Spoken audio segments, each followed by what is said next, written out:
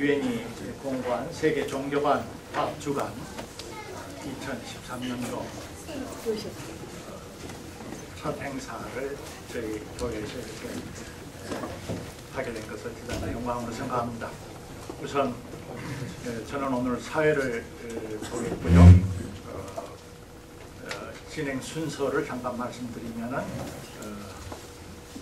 우리 이 종교간 화합과 평화에 관한 한국 추진 한국협회 유엔 종교간 평화 추진 한국협회라는 기구가 있는데요. 그 대표이신 김윤열 선생님께서 조금 이따 본연 나오셔서 오늘 이 행사의 취지를 말씀해 주시고 오늘 강사님을 소개를 해 주시겠습니다. 그리고 본이어서 강연을 약 1시간 정도 들으실 건데 파워포인트를 보시면서 또 뒷부는 잘 안 보이시니까 오늘 파워포인트 내용을 유인물로 여러분이 받으셨습니다. 그걸 참고하시면서 강연 내용에 집중해 주시면 좋겠습니다. 강연이 일단 끝나면은 우리 이문영 선생님의 독창으로 좋은 곡을 한 곡 우리가 듣고 한 30-40분 여러분 청중석에서 좋은 질의응답 시간을 그렇게 갖도록 그렇게 하겠습니다. 사실 굉장히 중요한 역사적인 모임인데 우리 교회 그 좁고 장소도 비좁고 불편한 곳에서 중요한 행사를 열도록 허락해 주신 김윤열 선생님과 또 이 자리에 왕림해 주신 이주와 이만님께 심심한 감사를 드리고 참석해 주신 모든 여러분들에게도 진심으로 환영하고 감사를 드리겠습니다. 그러면 곧이어서 김윤열 선생님 나오셔서 이 행사의 취지와 그리고 연이어서 강사 선생님을 소개하겠습니다. 김윤열 선생님을 모실 때 박수로 환영해 주시기 바랍니다.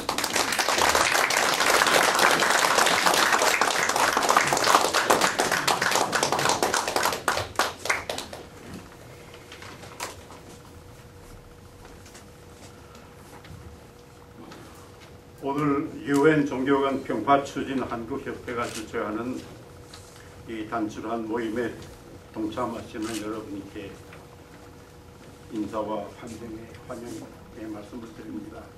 세계 종교간 화합 주간 행사 WIHW라고 합니다만은 3년 전 유엔 총회 결의에 따라 매해 2월 첫 주일에 실시되는 세계적 행사입니다. 금년에는 한국을 포함한 60여 개 유엔 회원국이 지구촌 방방곡곡에서 지방의 형편에 따라 여러 종류의 종교 간 대화 행사를 준비하고 있습니다. 한국은 과거 이 행사에 빠짐없이 참여한 나라이고 오늘 세 번째 행사에 테이프를 제일 먼저 끊게 되는 나라이기도 합니다. 잘 아시는 대로 유엔 총회 결의문이라는 것은 전 인류의 집약된 양심의 발로이며 모든 문명 사회의 이행사항이기도 합니다. 금년 행사는 김경재 목사님의 정성어린 후원 그리고 성실, 겸허, 봉사의 세 가지 목표로 우리 사회에 작은 빛이며 등불이라고 지칭받고 있는 사개오 작은 교회 교인님들의 이해와 협조로 이루어졌음을 알고 마음속으로 깊은 고마움을 사귀고 있습니다.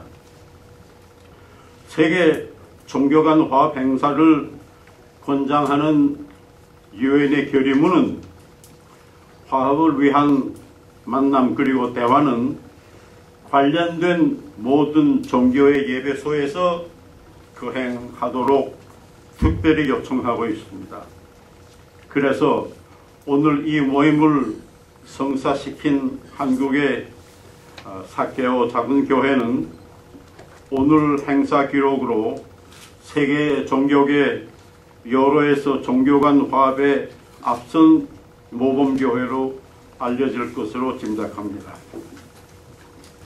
오늘 유엔의 이념과 정신을 생활 일선에서 실천하고 옮기는 뜻에 따라 이 행사에 취지에 힘을 보태주시는 이주화 이맘님은 다망한 일정을 마다하시고 오늘 특강에 응해 주셨습니다. 특강이 끝난 후 청중의 질문에 응하여 주시겠다고 말씀하셨습니다. 이 이채로운 역사적 모임이 장래 종교 간 평화의 구현을 위한 시금석이 되기를 간절히 바랍니다. 이주화 이맘님은 1994년 사우디아라비아 메디나 국립이슬람신학대학원을 졸업하시고 계속해서 2004년에 일본 명지대학 대학원의 교육과정을 마치시고 신학박사 과정을 수료하신 합자 이맘이십니다. 귀국하신 후 한국이슬람중앙회 사무차장, 교육국장, 부이맘, 사무총장직을 골고루 거치시고 2010년 한국이슬람교회 이맘으로 취임하셨습니다. 자랑스러운 한국의 이맘님이시며 현대 종교 지도자로 총망받는 분이기도 합니다. 1980년 초에 시작되었던 이 국제사회에서의 종교 간 화합과 평화에 대한 관심은 지금까지 계속 매우 뜨겁고 그 열정은 식지 않고 있습니다. 작년 그러니까 2012년 12월 11일에 유엔 총회는 유례 없이 종교 간 화합에 관한 결의문을 2개나 추가 채택하는 성의를 보여 전 세계적으로 종교 간 대화의 끊임없는 화합의 필요성을 강조하는 데 고삐를 놓치지 않고 있는 것입니다. 오늘 이루어지는 이 작은 교회에서의 이 작은 행사는 거대한 이브라함의 후계인 세계적 두 종교가 서로의 높은 벽을 넘어 진정한 대화를 통해 상호 이해와 상호 존중을 약속하고 불화와 배척 없이 소통과 평화스러운 공존 속에서 서로 발전하고 더 큰 축복을 받을 수 있는 시발점이 되기를 간절히 바랍니다. 감사합니다.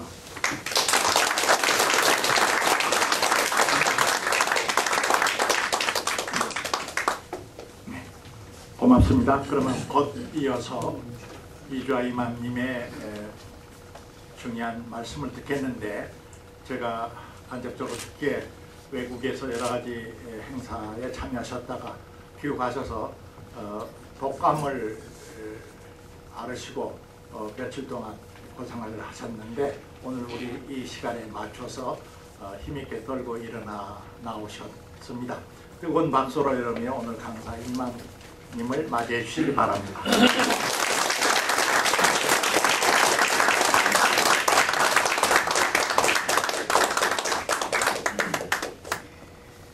김인열 대표님께서 너무 과찬해 주셔서 제가 무슨 말을 모르겠습니다.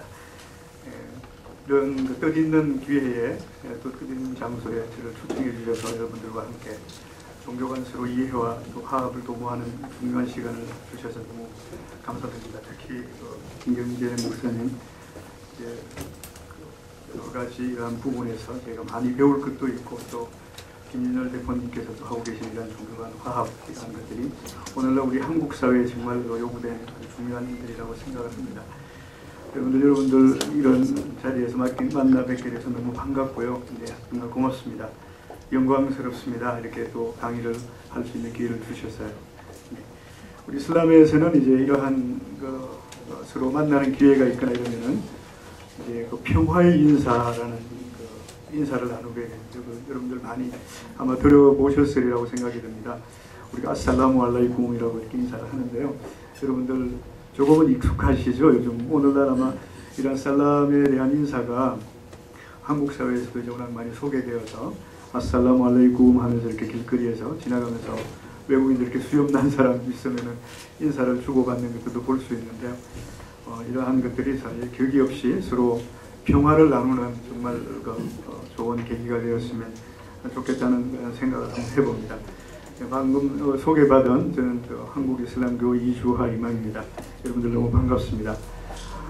제가 오늘 준비한 강의 내용은 이슬람 문화의 이해라는 주제로 이렇게 준비를 했는데요. 사실 한국 사회에 이슬람이라는 이름이 이렇게 소개된 지는 상당히 시간적으로는 많이 지났습니다만 아직까지도 많은 부분에서 서로 오해하고 있는 부분도 있고 또 이슬람이라는 그러한 이름 하에 많은 부분에서 서로가 이제 또 다른 어떠한 이견들로 이렇게 많이 일부 어떤 강단 같은 데에서는 이제 뭐 또 열변을 토하는 그런 부분도 있고 합니다. 오늘 이 시간을 통해서 여러분들과 이슬람에 대해서 짧은 시간이긴 합니다만 좀 더 폭넓고 깊이 있게 이해하는 아주 중요한 시간이 되었으면 좋겠습니다. 이슬람 개요라는 주제로 이제 제가 준비를 했는데요. 이슬람이라는 말은 이제 우리가 아랍어 동사에서 파생된 말인데 아슬라마라는 아랍어 동사의 원형에서 나온 말입니다. 그래서 아슬라마라는 말은 우리가 세 가지의 큰 뜻을 가지고 있습니다. 그 뜻은 이제 평화를 추구하다라는 뜻도 있고요. 또 나아가서는 귀의하다, 복종하다 이런 세 가지 뜻을 가지고 있습니다. 그래서 이슬람이라는 말은 우리가 하나님의 말씀에 복종하고 여기서 아마 여러분들 내가 지금 믿고 있는 절대자 창조주도 하나님인데 저 사람도 하나님이라고 그러네 이렇게 아마 또 이해를 아마 또 퀘스천 마크를 이렇게 붙여볼 수 있지 않을까 생각을 하는데요. 이 시간을 통해 이러한 부분에 대해서 서로 이렇게 이해할 수 있는 중요한 시간이 되었으면 좋겠습니다. 그러니까 하나님의 말씀에 복종하고 이제 우리가 삶을 통해서 평화를 추구하면서 결국은 우리가 생이 다했을 때 하나님에게로 귀의하는 종교이다. 이렇게 이해를 해주시면 되겠습니다. 그래서 이슬람이라는 말은 이제 우리가 태어나서 삶을 영위하고 생로병사의 어떤 삶을 영위하고 그리고 죽어서 결국은 하나님에게로 그게 천국일 수도 있고 지옥일 수도 있겠죠. 그러나 하나님에게로 이제 임하게 된다는 그런 가르침이라고 보시면 되겠습니다. 그리고 이슬람이라는 말 이면에 또 다른 이제 우리 무슬림이라는 말을 쓰는데요. 무슬림은 이슬람을 따르는 사람들 아까 말씀드린 것처럼 평화를 추구하고 하나님 말씀에 복종하면서 평화를 추구하고 결국은 내세에 천국에 임하고자 하는 사람들을 이제 무슬림이라고 이렇게 표현할 수 있겠습니다. 네. 우리가 지금 오늘날 세계 속에 이슬람이라는 말로 주제를 정해봤는데 이렇게 무슬림들이 살고 있는 어떻게 해서 이슬람이 또 이렇게 많이 분포되고 이런 것을 한번 알아보면은 이제 우리가 감히 쉽게 이렇게 이해되지 않는 부분들이 많이 있습니다. 사실 이슬람이라는 말은 우리 이슬람 교회에서는 이슬람은 이제 하나님께서 아담과 이브를 창조하면서부터 하나님을 믿는 종교, 하나님에게 복종하는 종교로 이렇게 시작되었다고 이슬람에서는 간주하고 또 그렇게 믿고 있습니다. 그래서 아담과 이브를 창조하면서부터 하나님께서는 지속적으로 이제 유일신 하나님에 대한 믿음을 계속 강요하고 또 믿도록 이렇게 가르쳤다는 거죠. 그렇게 해서 시대에 맞게끔 또는 그 민족에게 맞게끔 수없이 많은 예언자나 사도들도 또 보내주셨고요. 그럼 이제 긴 시간들을 이렇게 거슬러 내려오면서 그 시대에 맞는 또는 그 민족에게 맞는 우리가 성서들이 또 계시가 되었고 사람들은 거기에 따라서 이제 그런 성서들을 믿는 그런 종교였다는 겁니다. 그래서 오늘날 이제 우리가 지구상에 있는 하나님을 믿는 종교를 보면은 잘 아시는 바와 유대교도 있고요. 이제 또 이제 기독교, 개신교, 부교를 이렇게 다 포함해서 기독교도 있고 또 이제 우리 이슬람적인 교리관에서는 마지막으로 이제 무함마드를 통해서 계시받은 꾸란을 계시받은 이슬람교도 이제 포함된다라고 이제 보면 되겠습니다. 그래서 이슬람은 아라비아 반도 이제 메카라는 도시에서 지금으로부터 한 1434년이 지금 되었습니다만 이슬람력 1434년이거든요. 원래가 지났습니다만 지금 그 이후부터 쭉 발전해서 아라비아 반도에서 시작되어서 이제 그 북아프리카 쪽으로 또 중앙아시아 쪽으로 또 중국에까지 이렇게 쭉 전파되면서 이슬람이 지속적으로 발전해 가고 있다는 거죠. 이슬람 역사 속에서 이슬람은 뭐 사실 1000년 남짓된 역사를 얘기하면 우리가 또 큰 역사를 보면 좀 짧게 보일지 모르겠습니다만 그 역사 속에서 사실 그 흥망성쇠라고 해야 될까? 어떨 때에는 우리 소위 그 아바시아 왕조라고 이렇게 얘기하는데 아바시아 왕조 때에는 이슬람이 흥해서 세계 문화뿐만 아니라 정치, 경제, 사회 전반에 다 걸쳐서 지금 바그다드를 중심으로 상당히 흥했던 시기들도 있었습니다. 그리고 또 더 나아가서는 근대 산업혁명이 이제 그 시작되면서부터는 사실 쇠퇴하는 문명 속에서 이렇게 또 많은 또 여러 가지 그 충돌이라고 해서 이런 것을 일으키면서 또 오늘날까지 지금 오고 있습니다. 그럼에도 불구하고 이슬람의 어떤 특이한 사항들은 어쩌면 오늘날 우리가 쉽게 그 테러라는 이름 조금 있으면 나오겠습니다만 가장 쉽게 접할 수 있는 그런 부분들이라고도 볼 수 있는 건데요.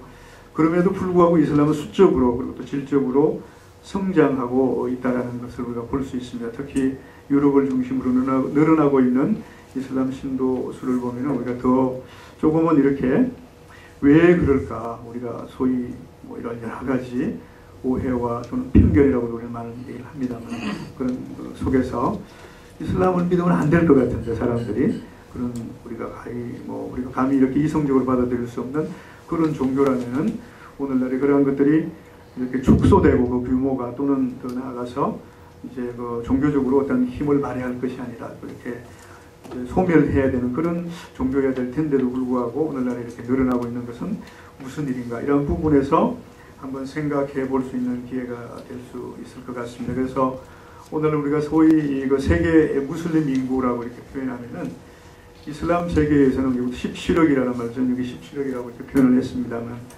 17억이라는 말도 요즘은 조금 지난 얘기가 되는 것 같아요. 지금 이제 18억 이렇게 얘기하고 세계 인구의 거의 뭐 4분의 1 정도 다른 말로 하면 4사람 중에 1사람은 무슬림이다라는 얘기죠. 그 정도로 이제 많이 성장하고 발전하는 종교로 지금 각인되어져 있고 특히 유럽 쪽에서는 이슬람 부흥이라는 말로 써서 이슬람의 르네상스를 이렇게 얘기하고 있기도 합니다. 그래서 우리가 이러한 것들이 왜 무슨 이유로 이렇게 되었을까 한번 생각해 볼 수 있는 얘기가 되었으면 좋겠습니다. 그래서 세계 속의 이슬람 국가들을 살펴보시면은 여기에 보시면은 이제 인도네시아는 단연 지금 인구적으로 세계에서 제일 많은 나라입니다. 그리고 방글라데시도 있고요. 또 파키스탄, 이란, 터키 같은 나라는 조금 더 이렇게 특이한 나라이기도 하죠. 이제 사실 터키는 이슬람 인구가 99% 정도 되는 아주 그런 나라임에도 불구하고 정부는 되려 이슬람 세속 정부이기 때문에 이슬람을 박해하는 그런 또 형태를 또 취하고 있습니다. 그래서 오늘날에 와서 이제 새로운 그 정부 하에 이슬람이 조금은 새로 이렇게 개방이라는 이름으로 이슬람이 새롭게 보이고 있는 그런 상황이기도 합니다만 그런 나라들이 이렇게 지금 볼 수 있는 것 같습니다. 그리고 우리가 중국 이렇게 얘기하면은 우리가 사실 뭐 소련도 마찬가지. 소련이란 말은 요즘 쓰지 않습니다만 중국 같은 데는 공산 이념 속에서 아마 이슬람이 없을 수도 있지 않을까 이렇게 생각을 하는데요. 아마 그 북경에 가보시면은 이제 우가라고 이렇게 한자로 쓰는데 소우자 써가지고 이제 뉴지에가라고 이렇게 있습니다. 거기 가보시면은 1000년 이상 된 고찰이라고 해서 이슬람 사원들이 한 개가 아니고 몇 개 이렇게 중국 문화재로 등록이 되어서 이제 그 보호받고 있는 그런 것도 볼 수 있습니다. 그래서 거기에는 당연히 중국 이슬람 협회가 있고 또 중국 이슬람 협회에서 관리하는 중국 무슬림 수가 약 1억 이상 되는 숫자가 있다고 그럽니다. 이러한 부분에서 이제 사실 우리가 또 색다른 모습을 볼 수 있는 것이고요.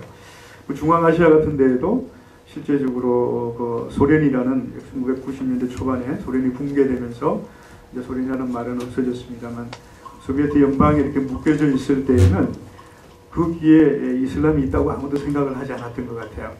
그런데 붕괴되면서 생겨난 일반적인 걸 한 우리가 소위 말하는 무슨 스탄이라고 얘기하는 그런 나라들을 다 보니까 이슬람 인구가 75%, 85%, 90% 이렇게 되는 그런 나라들이 거의 대부분이었다는 거죠.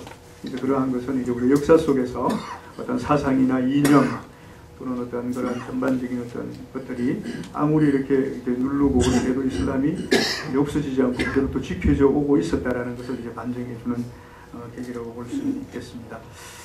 한국의 이슬람을 이렇게 보시면은요, 사실 뭐 문헌적인 자료들에 보면은 한국의 이슬람도 이제 그 조선시대 이전부터 한국의 이슬람도 이렇게 있었던 그 흔적을 찾아볼 수 있습니다. 조선시대에는 우리가 그 세종대왕 때에는 우리 그 조정에 예를 들면 파티 같은 걸 할 때에는 무슬림 이제 그 사절단, 예를 들면 이제 장사를 하기 위해서 이제 그 온 대상들이었겠죠.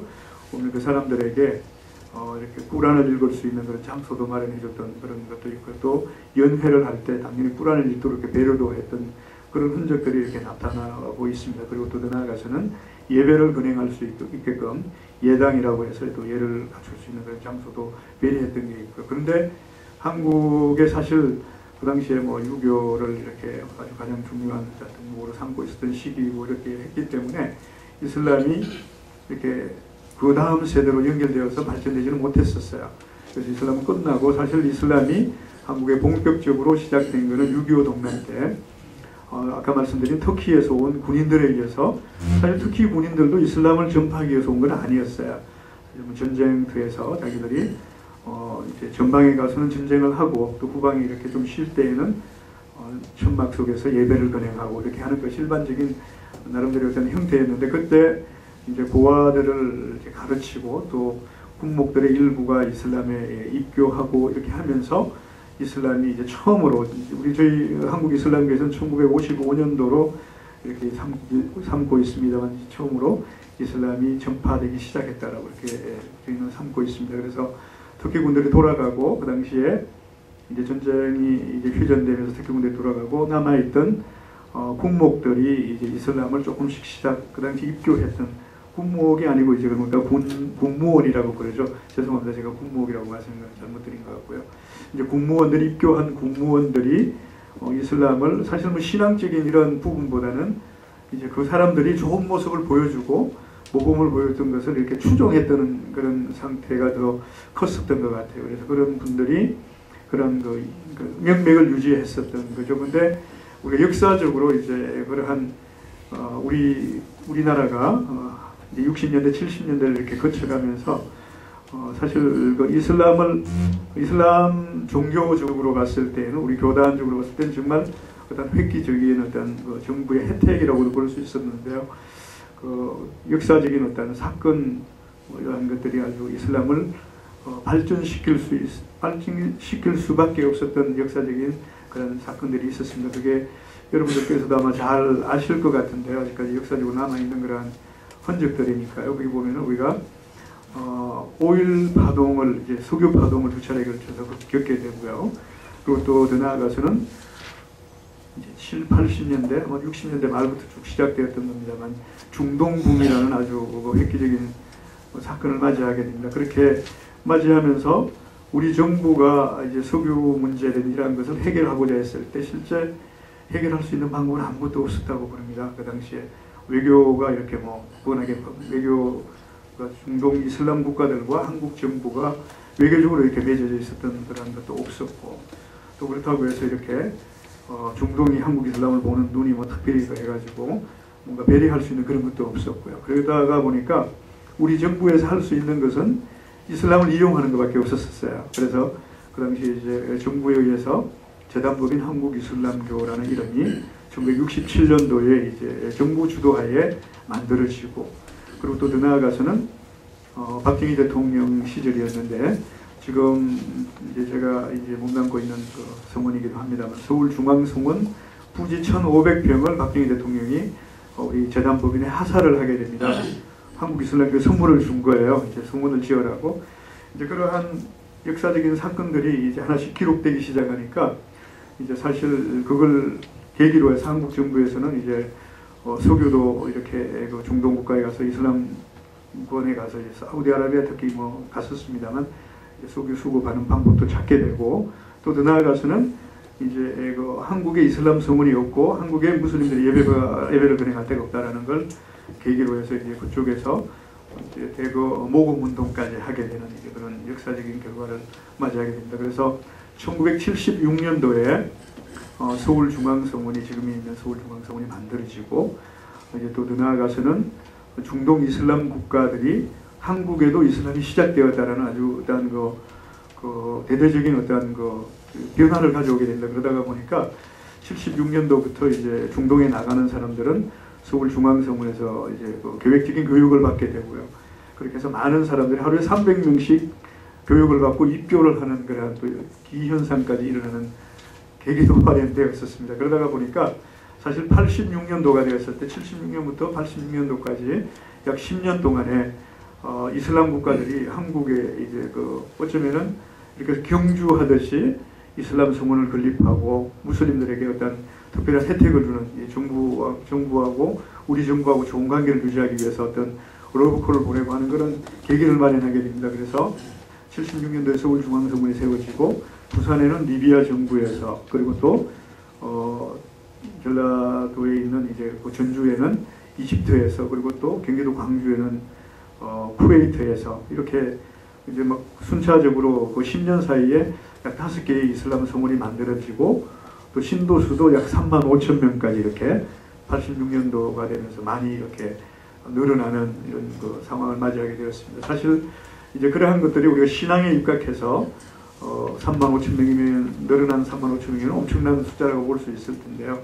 사실 신앙보다는 일단 그 당시에 중동붐이라는 것 때문에 중동에 가기 위해서 또 이제 건설 인력이 많이 필요했기 때문에 그렇게 발전적인 계기를 마련하는 그런 그 상황들이 조금은 다르게 이렇게 비춰졌을 때가 있었습니다. 그래서 그런 시기를 거치면서 이슬람은 한국 사회의 이제 발전이라는 이름으로 이렇게 늘어나게 되었던 거고요.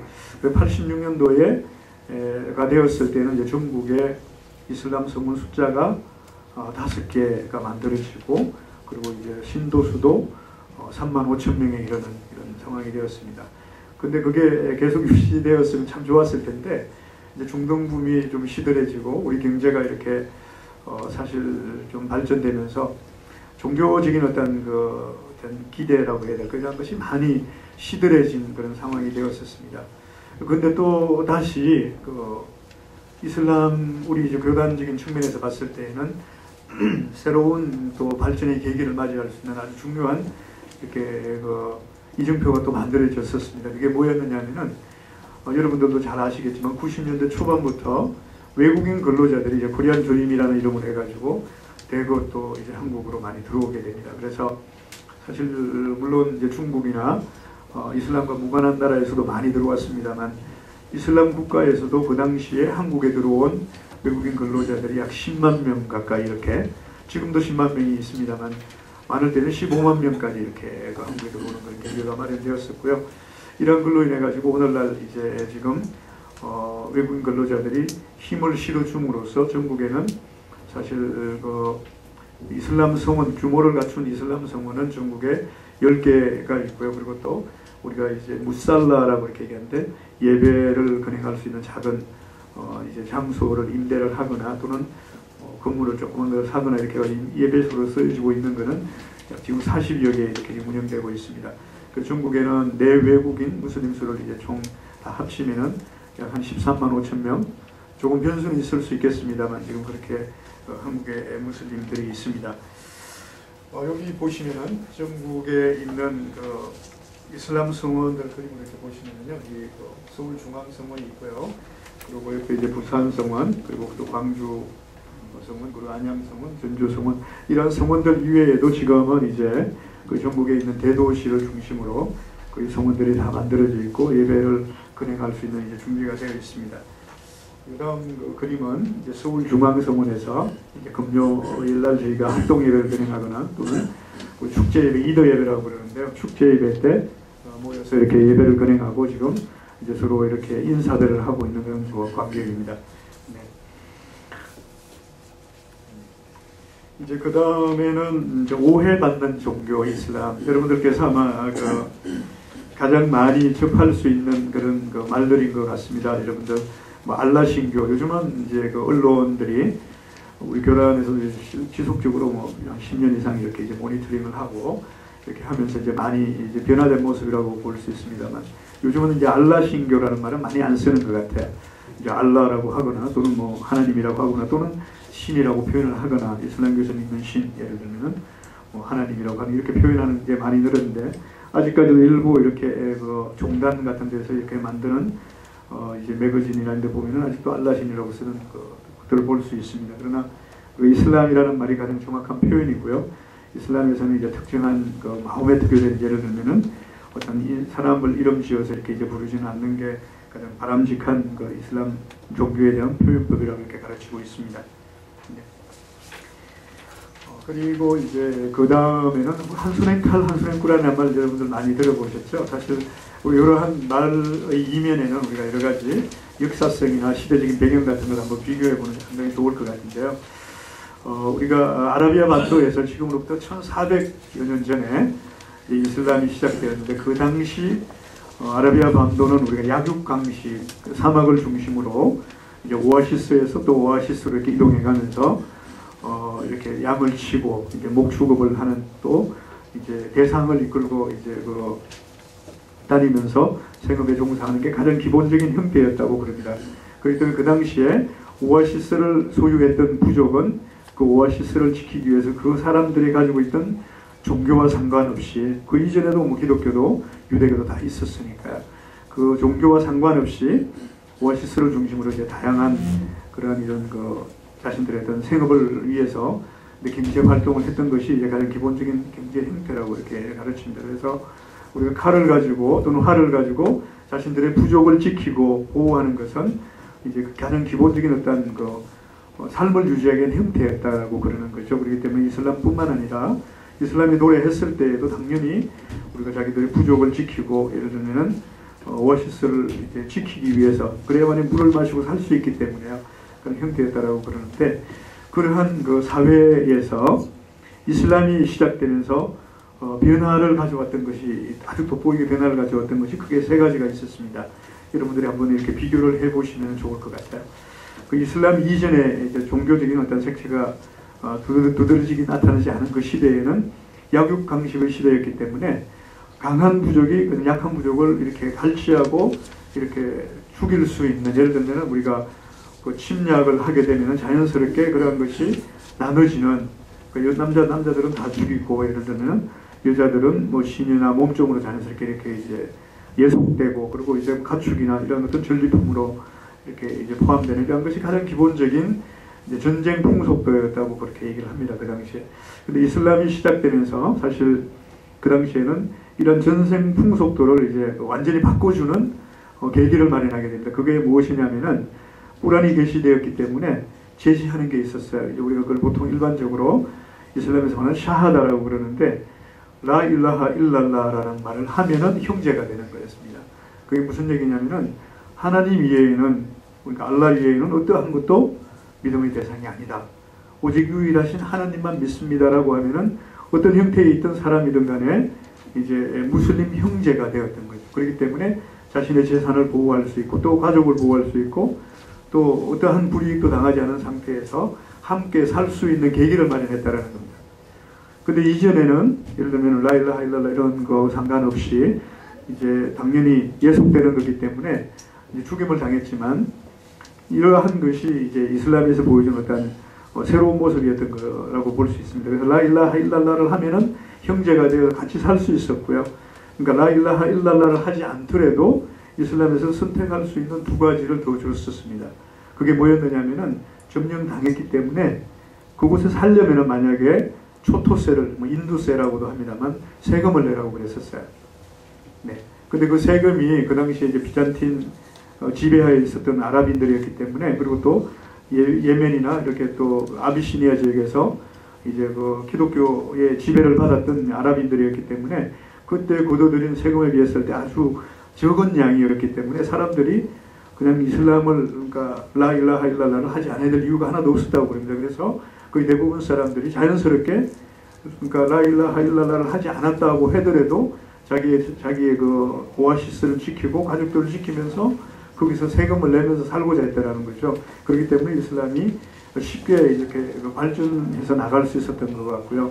또 그것도 싫었을 때에는 가족과 가축 그리고 또 짐을 다 챙겨서 그곳을 떠나라고 이렇게 얘기를 했다고 합니다. 추방되는 거죠. 말하자면은 그래서 거기에는 자연스럽게 이제 무슬림들이 다시 가서 살 수 있었고, 이러한 것에 의해서 그 당시에 아라비아 반도에서 이제 추방돼서 나갔던 부족이 유대인들이었다고 그럽니다. 그래서 지금 유대인들은 그 당시에 이제 이슬람이 팽창하면서 이제 그 메카와에서 메디나로, 그리고 또 메디나에서 사우디아라비아 오늘날 이제 북쪽 지역인데 이제 카이바르 쪽으로, 그리고 더 나아가서는 중앙아시아에, 그러니까 지금 러시아에 있는 쪽에까지 러시아 유대인들이 가서 이제 하고 자리 잡았던 데가 지금 오늘날에 이제 그쪽으로 이렇게 발전해 갔던 모습들이라고 그럽니다. 그래서 이슬람이 그 당시에 사실 예언자 무함마드가 꾸란을 계시받아서 뭐 한 50년, 60년 이렇게 생을 통해서 이렇게 이슬람을 발전시켰던 게 아니거든요. 사실 메카에서 13년 동안 이슬람 선교를 했었습니다. 근데 메카에서는 13년 동안 이제 그 하나의 슬로건을 이렇게 들고 나섰었는데 실패를 했어요. 그래서 결국은 그 메카에서 이제 박해를 했던 사람들을 피해서 야만 도주를 하게 되는 거죠. 13년 후에. 그래서 메디나로 와서 메디나에서 이제 10년 동안 이슬람 선교를 하면서 이제 그게 자리를 잡고 이제 발전을 할 수 있었는데, 그 메카와 메디나에서 있었던 선교 기간을 다 따지면은 총 23년이었습니다. 근데 23년 동안에 사실 예언자 무함마드는 그러한 것들을 이제 다 보여줬던 거죠. 그렇기 때문에 23년 짧은 기간 동안에 그 아라비아 반도에 있었던 사람들은 자연스럽게 이슬람을 이제 받아들이는 그런 계기를 마련했었던 거고요. 사실 그러한 것이 그 당시에 메카와 메디나에 이렇게 팽배되어 있던 어떤 그 물물 교환이나 또는 약육 강식의 문화에 어떤 혁신적이고 혁명적인 계기가 되었다라는 거죠. 그래서 말씀드렸던 것처럼 이러한 계기들이 이슬람을 발전하게 하는 아주 중요한 상황이 되었다라는 거고요. 그리고 또 더 나아가서는 거기에 사실 우리가 여성의 인권이라고 이렇게 많이 표현을 하는데, 이슬람 초기 또는 이슬람 이전의 여성에게는 인권이 없었던 것 같아요. 이렇게 문헌이라는 걸 찾아봤을 때. 그래서 꾸란 구절에도 이렇게 보면은 여아가 탄생하면은 그 당시에도 자연스럽게 그냥 묻어버리는 그런 것이 그 당시 문화적인 어떤 배경이었다고 볼 수 있습니다. 근데 꾸란이 계시되면서 여성들에게 확실한 인권이 주어졌다라는 겁니다. 그래서 그것이 이제 여성들에게 가장 인권적으로 대우받을 수 있는 것이 무엇이었느냐면은 사유재산이 인정될 수 있는 유산상속법이 그 당시에 이제 꾸란에 의해서 여성들에게 지정이 되었습니다. 그래서 이제 아버지가 돌아가셨을 때, 또는 남편이 돌아가셨을 때, 또는 아들이 이제 죽었을 때, 예를 들면 그러한 상황에서 어머니 또는 아내 또는 딸에게 주어질 수 있는 상속권이 꾸란에 의해서 지정이 되었었습니다. 그러다가 보니까 인권적인 혜택을 받지 못했던 여성들에게 아주 급속도로 이렇게 이슬람을 받아들일 수 있는 계기가 마련되었다는 겁니다. 그래서 이러한 것들이 이제 전쟁 풍속도가 완전히 바꿔지고, 또 나아가서는 여성들에게 인간적인 혜택을 받아볼 수 있는 인권적인 어떤 것들이 주어지게 됨으로써 이슬람 사회가 자리를 잡아가는, 예언자 무함마드가 이제 63세를 일기로 이제 생을 마감할 당시에는 이슬람 제국이라는 이름이 이미 형성되어서 이제 북쪽으로는 이렇게 지금 페르시아 쪽 이후까지 이슬람이 전달되고 전파되는 과정, 그리고 또 남쪽으로는 예멘을 통해서 북아프리카까지 이슬람이 전파되는 아주 중요한 계기를 마련했었습니다. 이러한 것들이 이제 일반적으로 우리가 이슬람의 관용 정책과 포용 정책을 이제 얘기하는 것에 반해서 이제 한 손엔 칼, 한 손엔 꾸란이라는 말이 단순히 꾸란이 아니면은 칼을 받아라 이런 쪽으로만 이해가 되었던 것 같아요. 그래서 그런 부분들이 이제 조금은 이슬람적인 측면에서 봤을 때는 오해되었던 부분이 아니었을까 하는 그런 제시 한번 해볼 수 있겠습니다. 그리고 또 다른 또 하나는 이제 이슬람을 일컬어서 아랍 사람들이 믿는 종교다라고 이렇게 많이들 이해를 하고 있는데요. 사실 아랍 쪽을 여행해 보면은 아랍 사회, 아랍 지역은 거의 사막이죠. 사막이라 사람들이 살 수 있는 데가 별로 없습니다. 그렇기 때문에 실제적으로 거기에 사는 인구수는 별로 많지 않아요. 그렇지만 이슬람이 이제 아라비아 반도, 특히 메카하고 메디나에서 시작되었기 때문에 아랍 사람들이 믿는 종교다라고 많이 생각을 하고 있는데요. 아랍 사람들은 인구적으로 따졌을 때는 그렇게 많지 않고요. 이제 그때 아라비아 반도에서 시작해서 이슬람 수도가 아라비아 반도의 메카나 메디나에 있었던 적은 그 23년, 그리고 그 이후에 예언자 이후에 그 칼리파 시대라고 그러는데, 예언자들을 선계했던 선계자 시대 이외에는 아라비아 반도가 이슬람의 수도였던 적은 없습니다. 그 이후에 우마이야 왕조 때에는 거기에서 이제 시리아 쪽으로 이제 벗어나서 거기에 디마스커스가 이슬람 수도, 이슬람 제국의 수도였고요. 그리고 또 아바시아 왕조 때에는 그쪽으로 가가지고 이제 바그다드가 이슬람의 수도였고요. 그리고 또 이제 파티미아 왕조 때에는 이집트 쪽에, 그리고 또 오스만 터키 제국에는 이스탄불이 이슬람 제국의 수도였던 걸 여러분들 잘 볼 수 있을 겁니다. 그리고 그러한 인구들의 분포를 보면 아까 우리가 국가별로 이렇게 보여드렸던 것처럼 오늘날 서아시아 쪽 예를 들면은 이제 동서아시아 쪽에 이슬람이 더 많이 분포되어 있는 것도 볼 수 있고요. 그리고 또 아프리카 쪽에 북아프리카를 중심으로 한 나라들의 이슬람이 더 많이 분포되어 있는 것도 볼 수 있습니다. 네. 또 이슬람은 테러의 종교다라는 말도 제가 하나 적어봤습니다. 네, 어떤 종교가 만약에 어떤 종교라도 다 마찬가지일 것 같아요. 예를 들면 뭐 불교든 또는 기독교든 또 우리나라에 있는 사실 우리나라만큼 종교가 또 많이 이렇게 있는 나라도 많지 않거든요. 테러나 이런 이러한 것들을 이렇게 용인하는 만약에 종교가 있다면은 사실 종교로서 생명력을 잃는 거죠. 예를 들면 우리가 인간의 생명을 경시한다든지 이런 것들이 종교적인 가르침으로 만약에 이렇게 하는 거라면은 사실 종교적인 가치가 이미 상실된 데라고 생각을 합니다.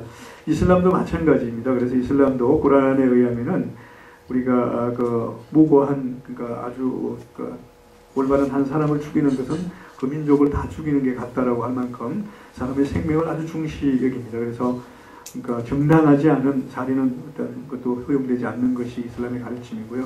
그래서 사실 이슬람 교리에서는 자살을 하는 것도 허용되지 않습니다. 그래서 자살하는 것 같은 경우에는 아주 강하게 이슬람에서도 이렇게 생각하고 안 좋은 걸로 이렇게 판단하고 그렇게 합니다. 그래서 이슬람이 여기 테러의 종교라는 말을 이제 어떻게 우리가 설명을 해야 될지 이런 부분에서 제가 이제 말씀드리고 싶은 거는 우리가 종교라는 이름으로 사람들에게 종교의 가르침을 가르치는 종교라면은 어떠한 것도 사실 인간의 어떤 존엄성을 말살하는 것이 있다면 그건 허용되지 않는다라고 봐야 될 것 같고요. 그러한 데에서 우리가 종교의 가치가 또 매겨져야 되지 않겠나라는 생각을 한번 해봤습니다. 네, 그리고 이제 제가 이슬람 교리에 대해서 준비한 거는 우리 이슬람 교리는 이제 6가지 보이지 않는 그에 대한 믿음과 5가지 실천 의식이라고 이렇게 많이 표현을 하는데 여러분들 아마 이슬람 무슬림들이 이렇게 예배 보는 행렬이라든지 이런 것은 여러 가지 매스컴 이런 걸 통해서 많이 보셨으리라고 생각이 듭니다. 이슬람은 이러한 5가지 실천 의식을 통해서 우리가 천국에 임할 수 있다라고 생각합니다. 그래서 이런 5가지는 결국 본인이 자기 자신을 정화하고 깨끗이 이제 가꾸어서 우리가 깨끗한 상태로 태어났던 것처럼 하나님에게로 이제 기이한다는 게 이슬람의 가르침이 있는 거고요. 이런 가르침을 여러분들께서 한번 보시면은 이제 이슬람이 어느 정도 실천 의식을 중시 여기는지 한번 이렇게 보실 수 있을 겁니다. 그래서 이슬람은 우리가 일반적으로 얘기할 때 실천의 종교다라고 이렇게 얘기를 합니다. 이 5가지를 이제 삶을 통해서 성실하고 아주 지속적으로 성실하게 지켰을 때 우리가 구원을 받을 수 있다라고 가르치는 거죠. 그러니까 첫 번째가 신앙 고백이라고 얘기를 했는데 샤하다라고 말합니다. 샤하다는 아까 제가 말씀드린 것처럼 이제 라 일라하 일랄라를 확신을 가지고 이제 믿음을 표현하는 거거든요. 그래서 라 일라하 일랄라를 이제 아랍어로 나는 내가 선언합니다라는 말까지 포함해서 아슈하두 알라 일라하 일랄라 와 아슈하두 안나 무함마단 라술ul라를 이제 반드시 하나님 앞에서 엄숙하게 실천 의지를 가지고 이제 선언하는 겁니다. 그렇게 함으로써 무슬림으로서 인정을 받을 수 있고 그리고 나머지 4가지가 의무사항으로 규정이 된다는 거죠. 그래서 그러한 것을 지킴으로써 이제 구원받을 수 있다라고 보는 게 이슬람적인 가르침입니다. 그래서 이슬람에서는 누군가가 하나님 이외에는 어떠한 것도 신이 아니다라고 이렇게 절대자 창조주 한 분에 대한 믿음을 선언하면 구원받을 수 있다라고 가르칩니다. 그래서 신앙 선언을 함으로써 우리가 무슬림으로서 인정을 받을 수 있고 또 그렇게 인정받은 사람은 자신의 죄를 이제 지은 죄를 지속적으로 그 다음에 나오는 기둥들을 지키면서 회개함으로써 이제 구원에 이를 수 있다고 이슬람에서는 가르치고 있습니다. 그래서 이제 첫 번째 기둥으로서 샤하다가 있고요. 두 번째는 이제 예배가 있습니다. 예배하는 기능인데, 예배는 우리가 일반적으로 무슬림들이 우리가 하나님께서 정해주신 의식에 따라서 하루에 5번씩 정해진 절차에 따라서 정해진 의식을 거행하는 겁니다. 그래서 우리가 어떠한 상황에 있든, 그 사람이 병중에 있든 또는 어떠한 상황에 있든 예배를 반드시 거행해야 됩니다. 그래서 우리가 일상적으로 하루를 보내면서 그 보내는 시간대별로 우리가 자기 자신의 삶이 하나님의 가르침에 벗어나지 않은 올바른 삶을 영위하고 있는가, 자기 자신을 지속적으로 성찰할 수 있는 계기를 만드는 게 예배라고 보시면 될 것 같습니다. 그래서 우리 일반적으로 동양 철학에서는 1일 3성이라고 많이 표현을 하는데요. 우리 이슬람 철학에서는 하루에 5번씩 자기 자신을 재조명하고 반성하는 계기를 만들어라라고 해서 1일 5성이라고 이렇게 가르칩니다. 그래서 그 예배 시간대에는, 예배 시간대를 보면은 요즘 같은 경우에는 이제 그 새벽 예배가 있는데, 새벽 예배는 6시 반에서 한 7시 반 정도 사이에 거행하는 예배입니다. 그리고 정오 예배는 12시 한 35분, 40분 정도 되면 있고요. 그리고 오후 예배는 요즘 같은 경우에는 4시 정도 이렇게 예배를 거행해야 되고요. 그 저녁 예배는 해가 진 직후에 드리는 예배입니다. 그리고 밤중 예배는 이제 그 잠들기 전에 이렇게 드리는 예배인데, 이러한 예배들을 거행하는 가장 중요한 목적이 자기 자신을 재조명하고 반성해서, 그러니까 하나님의 가르침 바깥에 나가 있지 말라는 거거든요. 그래서 잘못을 저질렀으면 빨리 회개해서 자신의 위치를 다시 한 번 더 성찰해서 올바른 위치에다 갖다 놓는, 그래서 하나님의 가르침 속에서 지속적으로 하나님의 은총 속에서 살 수 있는 계기를 만드는 것이 이슬람에서의 가르침이다라고 보시면 되겠습니다. 그래서 여행자인 경우에는 여행자에게 맞는 예배를 거행하고 해야 되고요. 또 병중에 있는 사람은 병중에 있는 사람으로서 자신에게 주어진 예배 절차를 맞춰서 이렇게 거행을 하면 되겠습니다. 여기 보시면은 합동 예배를 거행하는 이렇게 모습이 있는데요. 이제 그 금요 합동 예배라고 해서 금요일 날은 보통 큰 마스짓 이슬람 성문에 거의 무슬림들이 다 모여서 함께 예배를 거행하도록 합니다. 그래서 작은 성문들은 이제 문을 닫고 큰 이슬람 성문에 가서 다 같이 함께 예배를 거행하도록 하고, 메카에 있는 아마 이제 하람 성문이라고 이슬람에서는 얘기를 하는데, 메카 하람 성문에는 아마 오늘날에도 지금도 금요일날 합동 예배를 거행하는 인원이 성지순례 때에는 물론 100만 명 이상 이렇게 한꺼번에 예배를 거행합니다만, 요즘도 수십만 명이 아마 금요일날마다 합동 예배를 거행하지 않을까 이렇게 생각이 듭니다. 저희 서울 중앙성문에도 이제 금요일날 합동 예배 때는 약 1000명 정도 모여서 함께 예배를 거행합니다. 그 다음 이제 세 번째 기둥은 단식에 해당되는 건데요. 단식은 이제 우리가 그 이슬람력 9월 라마단 달이라고 그러는데, 라마단 한 달 동안 단식을 하는 거죠. 그래서 라마단 한 달 동안 저희들이 이제 예배를 통해서 우리가 다 발견하지 못했던 자신들의 어떤 자아라고 해야 될까요? 어떤 성찰해 볼 수 있는 중요한 계기를 라마단 단식으로 통해서 다시 한 번 더 집중 조명해 보는 그런 계기라고 생각해 보시면 되겠습니다. 그래서 라마단 한 달 동안에는 우리가 해가 뜨기 전, 예를 들면은 우리가 지금 새벽 예배라고 하면은 해 뜨는 시간이 아니고 해 뜨기 전에 드리는 예배를 새벽 예배라고 그러거든요. 그래서 요즘 같은 경우에는 한 5시 한 45분, 50분 정도 이렇게 해 뜨기 전 한 1시간 반 정도 전에 이제 시작되는데, 그때 단식을 시작해서 낮 시간 동안에 단식을 하고 이제 해가 지면은 이제 먹을 수 있습니다. 그렇기 때문에 단식 시간이 겨울철 같으면 한 11시간 정도 되고요. 그리고 이제 그 하절기 같은 경우에는 15시간 정도, 또 조금 더 길 때는 16시간 정도 이렇게 되는 걸 볼 수 있습니다. 그 낮 시간 동안에만 우리가 목으로 이렇게 넘어가는 어떤부터 다 이제 목회를 끊어야 돼요. 대신에 저녁에는 먹을 수 있고요.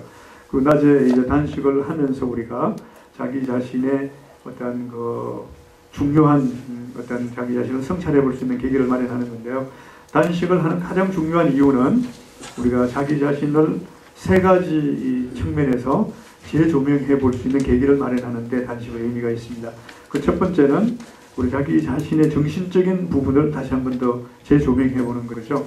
과연 자기가 1년을 이렇게 보내면서 올바른 삶을 영위하고 정신적으로 우리가 해해진 신앙을 다잡을 수 있는 그러한 차원에서 자기가 제대로 하고 있는가를 볼 수 있는 거라고 보시면 될 것 같습니다. 그래서 자기 자신의 정신 세계를 정화한다 이렇게 표현들을 많이 합니다. 그래서 우리가 신앙적으로 해이해진 사람이 있으면 정신적으로 재무장을 해서 예배 행렬에서 뒤떨어졌던 또는 참석하지 않았던 그런 행렬에서 다시 한번 동참하고 열심히 예배하는 행렬에 이렇게 또 동참해서 신앙을 정진하는 그런 계기를 마련하는 게 단식의 의미이고요. 또 두 번째는 우리가 한 달 동안 단식을 하면서 한 달 동안의 단식은 짧은 시간이 아니거든요. 한 달 동안 단식을 하면서 우리가 그 시간 동안에 자기 스스로 과연 자신은 1년 동안 건강한 육체를 보존하고 있었는가 한번 생각해 볼 수 있는 계기를 마련한다는 거죠.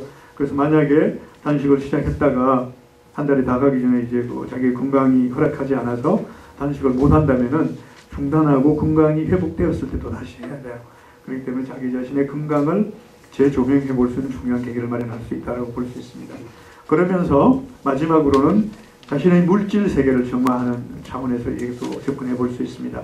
그게 무슨 말이냐면은 우리가 1년을 이렇게 살다가 보면은 이제 경제 활동을 하다가 보면은 그 경제적인 부가 이제 자신의 의지에 의해서 아주 건전하게 이제 정식될 수도 있겠지만 또는 우리가 부정한 방법이 아니라고 해도 부가 정식되는 방법은 여러 가지가 있을 수 있을 겁니다. 그렇기 때문에 이런 계기를 통해서 자신이 벌어들인 1년간의 소득을 정산할 수 있는 깨끗하게 정화할 수 있는 계기를 마련한다는 거죠. 그래서 자신의 물질 세계를 정화하는 의미가 있다고 보는 겁니다. 그래서 요 다음 기둥에 나오는 이제 희사 기둥인데요.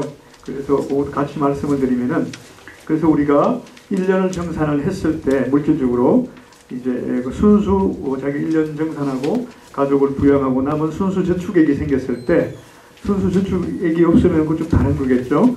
이제 순수 저축액이 생겼을 때 그 저축액에 우리가 2.5%를 1년에 한 번 반드시 사회에 환원하는 계기를 마련하는 겁니다. 그래서 자신이 이제 단식을 하면서 배고픈 그리고 또 이제 없어서 고통받는 사람들의 아픔을 직접 체험해 보면서 주변에 있는 사람들에게 자신의 부를 환원할 수 있는 계기를 마련한다는 거죠. 그래서 단식을 하고 우리가 자기 자신과 같이 배고픔은 그런 고통을 느끼는 사람들이 함께 배고픔의 즐거움을 느낄 수 있는 계기를 마련하는 그런 중요한 거라고 보시면 되겠습니다. 여기 희사 기둥에서 이제 다시 보시면은 우리가 그러니까 우리 전체 벌어들인 걸 가지고 이제 말씀하시는 분들이 있는데 그건 아니고요. 되게 순수 저축액이라고 제가 말씀드렸는데 우리가 자기 가족을 부양하고 자기가 또 기본적인 생계 유지를 위한 것을 쓰고 난 잉여금이라고도 볼 수 있는데 이제 저축금이 있었을 때 순수 저축액의 2.5%를 반드시 사회에 환원해야 된다라는 데서 접근할 수 있겠습니다.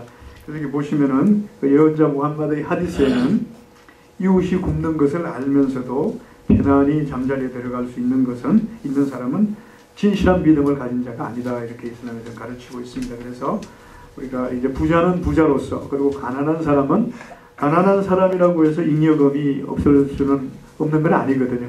가난한 사람은 자기의 작은 경제 규모로 잉여금이 생겼을 때 가난한 그 규모 내에서 희사를 하도록 이슬람에서 가르칩니다. 그리고 또 이제 재벌이나 돈이 많은 사람은 그 규모에서 또 사회에 환원할 수 있는 여러 가지 그 방법들을 또 찾아야 되는 거고요. 그렇게 해서 희사 규정이 만들어져 있습니다. 이제 마지막 5번째 기둥은 성지순례 기둥인데요. 성지순례는 우리가 이 무슬림이면은 일평생 중에서 한 번은 반드시 사우디아라비아 메카에 있는 성지를 방문하도록 이슬람은 가르칩니다. 그래서 그러한 방문을 통해서 사실 제가 말씀드린 이러한 그 모든 것이 다 이슬람에서는 회개할 수 있는 방법을 찾도록 해주는 겁니다. 그래서 우리가 단식을 하든 예배를 거행하든 또는 희사를 하든 이런 모든 것이 또는 성지순례도 지금 이제 말씀드리고 있습니다만 자기 자신이 그러한 계기를 통해서 하나님께 자기 자신을 완전히 의탁하는 계기를 만드는 거죠. 그래서 이렇게 해서 자기 신앙을 정진시키고 깨끗이 정화하는 방법들이라고 보시면 되겠습니다. 그래서 성지순례조차도 우리가 깨끗한 마음으로 성지순례에 임하고 완전하게 성지순례를 거행한 사람이면은 천국에 임할 수 있다라고 그렇게 이슬람은 가르칩니다. 그래서 성지순례를 위해서 자신이 일평생을 통해서 건강하게 그리고 또 더 나아가서는 경제적으로도 순례를 할 수 있는 여비 같은 것을 충분히 이제 축적해서 성지순례에 임하도록 이슬람은 가르치는 겁니다. 그래서 이러한 것들이 성지순례 를 이제 마지막으로 우리가 이슬람에서는 사실 뭐 생애 마지막 가장 큰 신앙 행위라고도 이렇게 표현하고 있는데 이러한 것들이 성실하게 매일같이 반복되면서 그러니까 절기별로 지속되는 그런 예를 라마단은 9월 달에 하고 예를 들면은 이런 것들 지속적으로 계속됨으로써 자기 자신을 재조명해 볼 수 있는 다른 말로 하면 하나님께 구원받을 수 있는 계기를 찾는 것이 이제 이슬람적인 가르침이라고 보시면 되겠습니다. 그래서 우리가 열심히 예배하는 사람이 우리가 사악한 생각을 할 수 없도록 만드는 것이 이슬람의 가르침이다라고 보시면 되겠습니다. 지금까지 제가 말씀드린 이 5가지가 이슬람을 이루는 어쩌면 전부라고도 볼 수 있고요. 이 5가지를 성실히 지키기 위해서 이슬람에서는 또 다른 이제 금기 사항들이 규정되었습니다. 예를 들면은 이슬람에서 술을 먹지 말라. 여러분들 이슬람에서는 술을 못 먹는 거 알고 계시죠? 술을 먹지 말라. 사실 술 취한 사람이 예배 그행할 수는 없잖아요. 그렇기 때문에 이슬람 아주 초창기에는 이슬람이 처음 계시되었을 때에는 아라비아 반도에 술이 많이 이렇게 만연해 있었습니다. 그래서 무슬림이든 또는 비무슬림이든 그 당시에는 술을 먹었다고 그래요. 근데 이슬람에 입교한 새로 개종한 사람들이 술을 먹고 흔들흔들하면서 예배 보는 관객들이 많이 목격이 되었다는 것이죠. 그래서 그 다음 단계로 제가 이슬람이 23년 동안에 걸쳐서 예언자 무함마드에 의해서 이제 메카에서 13년, 메디나에서 10년 이렇게 23년 동안에 걸쳐서 계시되었다라고 말씀드렸는데 이슬람이 계시되어서 발전돼 나가는 것은 초기 이슬람이 계시되면서 23년 후에 예언자 무함마드가 노한으로 별세했을 때 그 당시까지 사람들의 신앙도 같이 증진되었다는 거죠. 이제 술을 예를 들면은 초기 이슬람에서는 술은 나쁜 거다라고밖에 얘기하지 않았어요. 왜냐하면 술에 취함으로써 우리가 감히 생각하지 못했던 여러 가지 불합리한 일들도 많이 만들어질 수 있고 그렇기 때문이죠. 그러다가 조금 더 시간이 지나서는 술이 취한 상태에서는 예배에 임하지 말라라고 꾸란이 계시가 됩니다. 그래서 이제 하루 종일 예배를 진행하려고 그러면 술에 취해 있으면 안 되니까 낮에는 술을 못 마셨던 거죠. 그리고 이제 마지막 밤중 예배를 진행한 다음에 그것도 많이 마시면 새벽 예배 때 참석할 수 없기 때문에 그렇게밖에 안 되었습니다.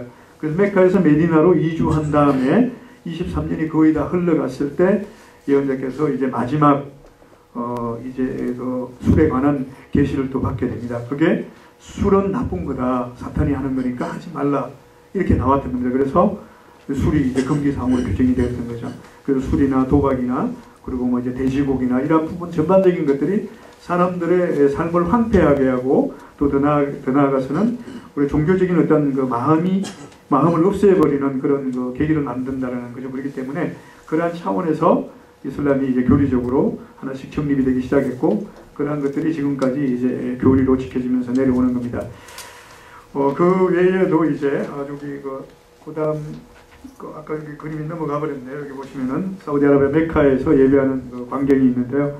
이런 것들은 일반적으로 매일 진행하는 그 예배에서도 이런 그 광경은 연출이 됩니다. 그리고 성지순례 때가 되면은 아까 말씀드린 그 이슬람적으로 12월 달에 성지순례를 하게 되는데 성지순례월이 되면은 여기 지금 보이는 이 광경뿐만 아니라 바깥에까지도 완전히 그 꽉 차는 그런 광경들을 볼 수 있습니다.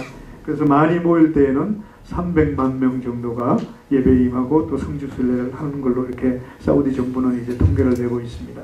어마어마한 숫자죠. 아마 사우디 정부는 석유가 고갈되어도 이거 가지고도 충분히 살아갈 수 있지 않을까 그렇게 생각이 듭니다. 엄청난 그 관광 수입이라고 볼 수 있는 거죠. 성지순례라는 걸로 보면은 가가지고 이제 보통 사람들이 성지순례를 가면은 보통 가면 한 15일에서 한 달 정도 이렇게 머뭅니다. 좀 더 있는 사람들은 뭐 2달에서 3개월까지도 이렇게 있는 사람들이 많은데 그 15일 이상 이렇게 체류하면서 있을 수 있는 그 경제 행위라는 것은 어마어마할 것 같아요.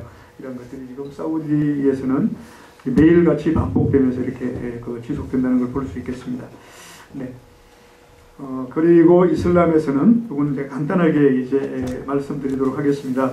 우리가 눈으로는 볼 수 없지만 우리가 확신을 가지고 믿음을 가지고 이제 살아가야 된다는 건데, 그 첫 번째가 유일신 하나님에 대한 믿음입니다. 우리가 하나님은 우리가 눈으로는 볼 수 없죠. 그죠? 그렇지만 반드시 이제 믿어야만 되고요. 알라라는 그 이제 아랍어는 그 다음 페이지 넘겨주시면은 영어로는 이제 가시라고 표현되고요. 이게 또 독일어에서는 이제 고트라고 이렇게 표현되어 있고 여러 가지 표현될 수 있는 방법들이 있습니다. 꾸란의 이제 순수의 장이라고 그러는데 신의 유일성에 대해서 표현한 것을 제가 한번 읽어드리면은 이렇게 나와 있습니다. 말하라, 그분은 한 분이시고, 그리고 그분은 영원하신 분이다. 그분은 어떠한 것도 필요로 하지 않는다는 거죠. 그분은 완전 무결하시고 전지전능하신 분이기 때문에 언제든지 있으라라고 하면은 있는 분이라는 거죠. 그러니까 그러한 그 하나님의 속성에 대해서 나와 있고, 그리고 그분은 낳지도 또한 낳아지지도 않은 분이시다. 그리고 그분과는 대등한 어떤 것도 없다라고 꾸란에서는 이렇게 가르치고 있습니다. 그리고 두 번째는 이제 천사들에 대한 믿음이고요. 천사들에 대한 것은 천사는 일반적으로 하나님의 전령이라고 그렇게 얘기하죠. 그렇기 때문에 이성을 가진 게 아니라 하나님의 필요에 의해서 언제든지 생성되었다, 소멸될 수 있는 거라고 보는 겁니다. 그렇기 때문에 그 정확한 숫자나 그런 것은 아무도 모르는 하나님만 아시는 걸로 이슬람에서는 간주하고 있습니다. 그리고 그 다음에 이제 성서들에 대한 믿음이고요. 성서들에 대한 믿음은 무함마드를 이제 마지막 예언자로 해서 그 이전에 있었던 하나님의 성서들을 이슬람에서는 다 믿는 것을 원칙으로 하고 있습니다. 그래서 이제 보시면은 이제 꾸란 이전에 있었던 예를 들면은 성경이나 또 이전에 있었던 구약도 이제 포함이 되겠습니다. 그런 전반적인 거 이러한 것들을 이슬람에서는 다 믿고 있고요. 그리고 이제 하디스라는 것이 있는데 하디스는 예언자 무함마드의 은행을 집어넣은 걸 말합니다. 그래서 이제 꾸란을 대신 할 수는 없겠지만 꾸란을 보완할 수 있는, 예를 들어서 꾸란에 언급되어 있지 않았지만 예언자 무함마드가 하나님의 말씀을 자기가 실천으로 보여준 부분들을 이제 하디스라고 그러는데, 그러한 데에서 이제 하디스도 이제 이슬람에서는 중요한 실천, 모범적인 실천이라고 해야 될까요? 그걸로 믿고 있습니다. 네.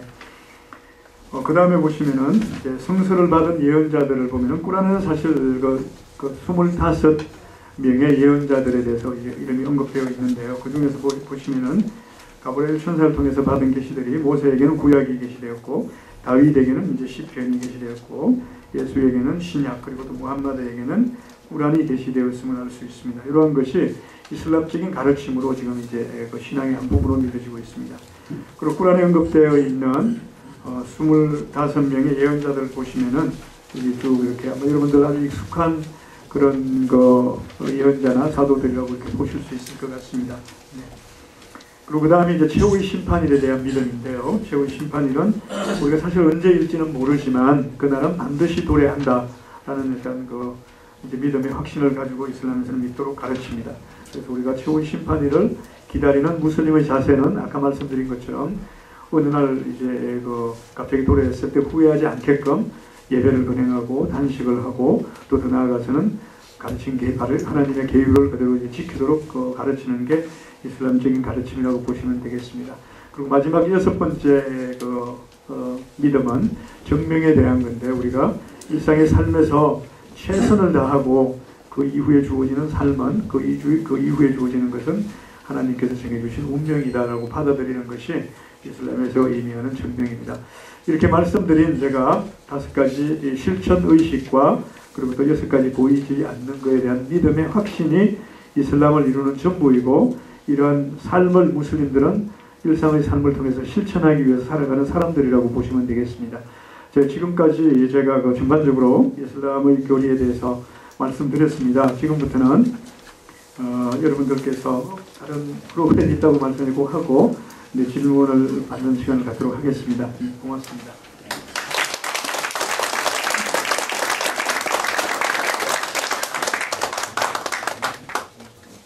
약 1시간 동안 짧지 않은 시간인데 우리에게 상당히 그동안 낯설고 짐작으로만 있었던 이슬람이라고는 전 세계 약 17억의 같은 인류가 그 종교에 귀하고 있는 이슬람의 역사적 배경, 발생으로부터 또 전개 과정, 현황, 그리고 무엇보다도 이슬람의 신앙의 핵심이 뭔가 하는 것을 그 분야에서 최고의 교육을 받으신 우리 이만님께서 설명해 주셨습니다. 저는 저 자리에 앉아서 우리 이주아 이만님을 오늘 저는 처음 뵀는데요. 여러 학교에서 이주아 이만님이 한국에서 이슬람에 관해서는 최고의 학자이시라고 그렇게 여러분들이 말들 하시더라고요. 학자라고 하기에는 너무나 이슬람 신앙은 마지막으로 그 사람의 그 신앙에 의해서 삶이 성화되고 정화된 그 결실을 내지 않은데 죄송하지만 우리 이주아 이맘님의 용모를 보니까 정말 겸허하심과 관용과 참 성숙하신 그런 모습을 보고 더욱더 감탄을 금할 길이 없습니다. 잠깐 숨을 좀 돌리실 시간을 드리기로 하고, 이 시간에는 우리 사교 작은교회 성가대 대장으로 수고하시는 이문형 선생님께서 보리밭이라는 가구로 우리에게 귀한 시간을 선사하겠습니다. 우리 이문형 선생님 나오실 때 역시 박수로 환영해 주시기 바랍니다.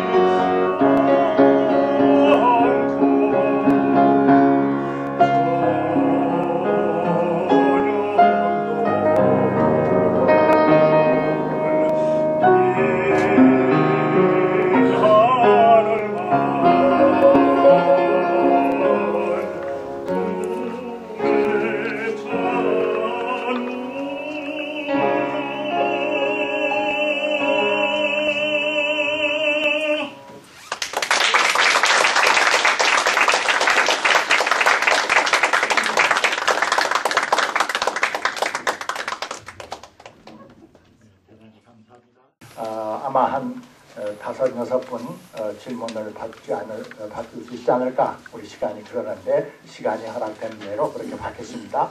이제 이주아 이마님을 다시 모시고 여러분의 질문을 받겠습니다. 네.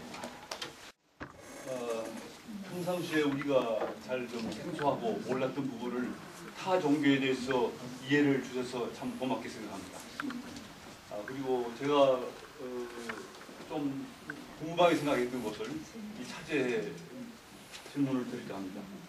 우리가 뉴스를 틀고 어쩔 때 들으면은 뭐 순위파 또는 시아파가 어떻고 또 뭐 이런 말이 자꾸 나오는데, 순위파와 시아파의 그 실체가 무엇이며 왜 거기는 계속적으로 갈등이 이렇게 있는가, 그 이유가 어디에 있는가, 이런 것이 상당히 궁금하거든요.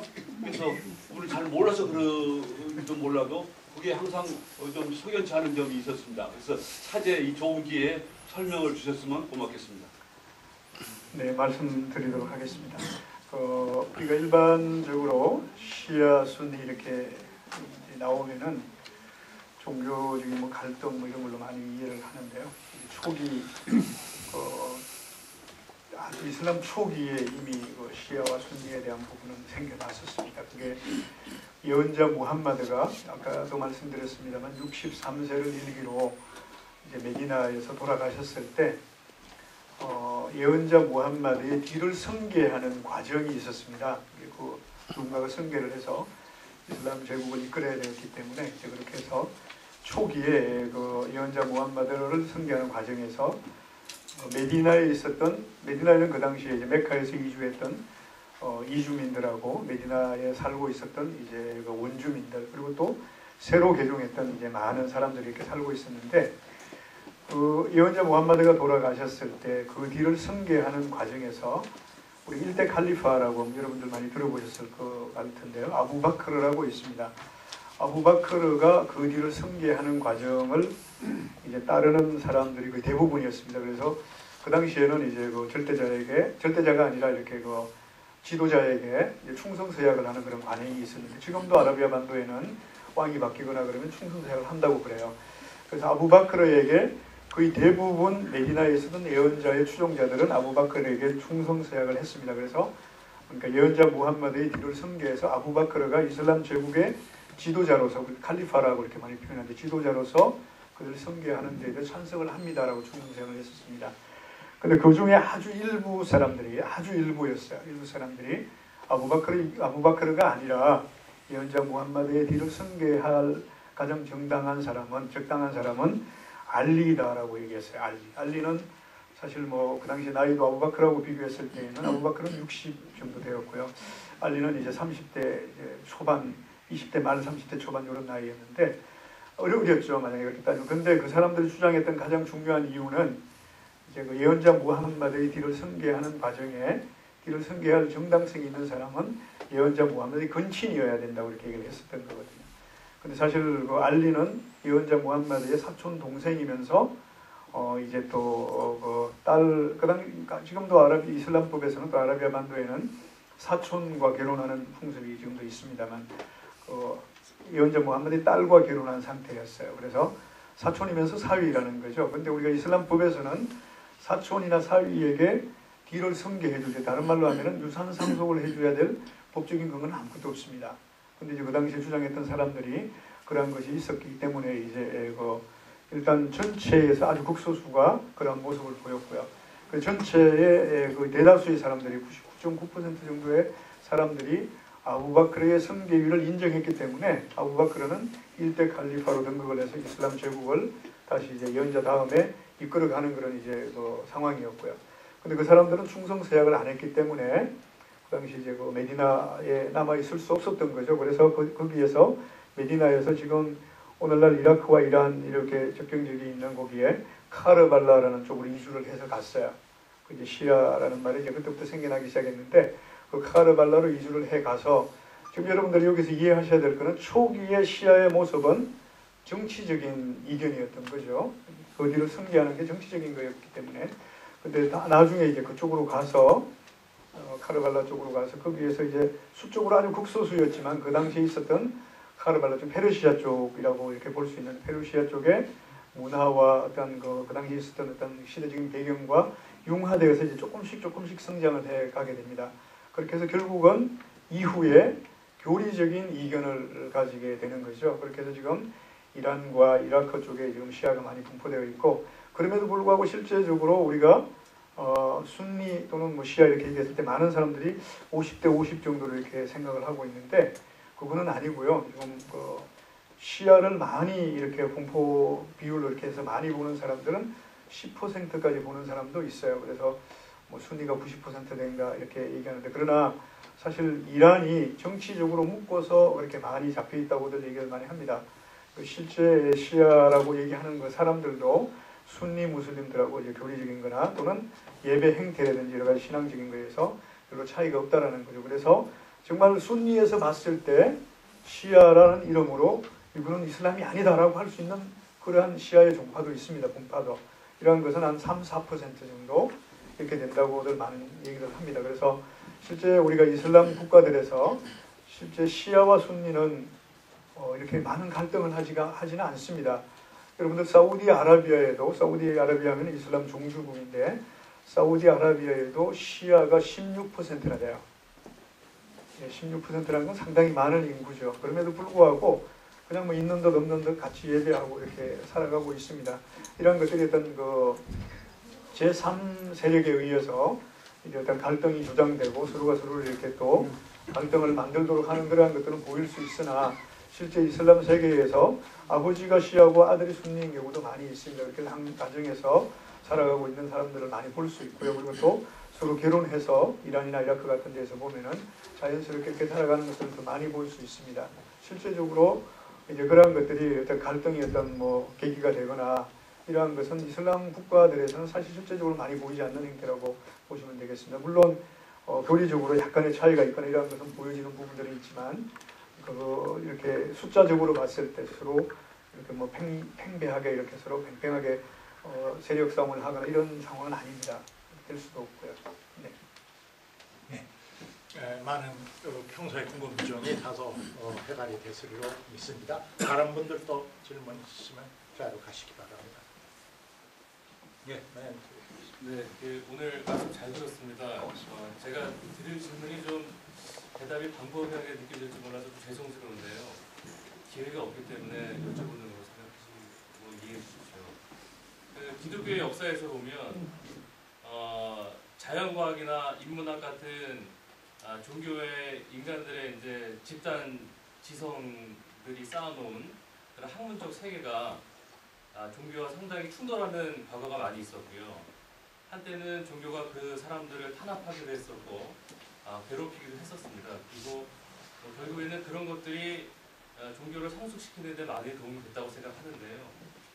이슬람교가 20억이나 되는 상당히 17억이나 되는 상당히 큰 종교라는 걸 오늘 알게 됐고 이슬람교가 성장해 오는 과정에도 그런 경험들이 많이 있지 않을까라는 생각이 들어서 그런 것들이 있었는지 어떻게 뭐 대처가 잘 됐다고 생각하시는지 이런 점들이 좀 궁금합니다. 네, 사실 우리가 소위 아바시아 왕조라고 이렇게 얘기를 많이 합니다. 12세기를 전후한 세계의 역사를 이렇게 한번 살펴볼 수 있겠는데 우리가 그 시대를 우리가 기독교 문명에서는 소위 그 암흑시기라고 중세 암흑기라고 이렇게 표현들을 많이 하는데요. 사실 이슬람 문명 또는 이슬람 문화에서는 그 시기가 황금기였다고 이렇게 표현들을 많이 하죠.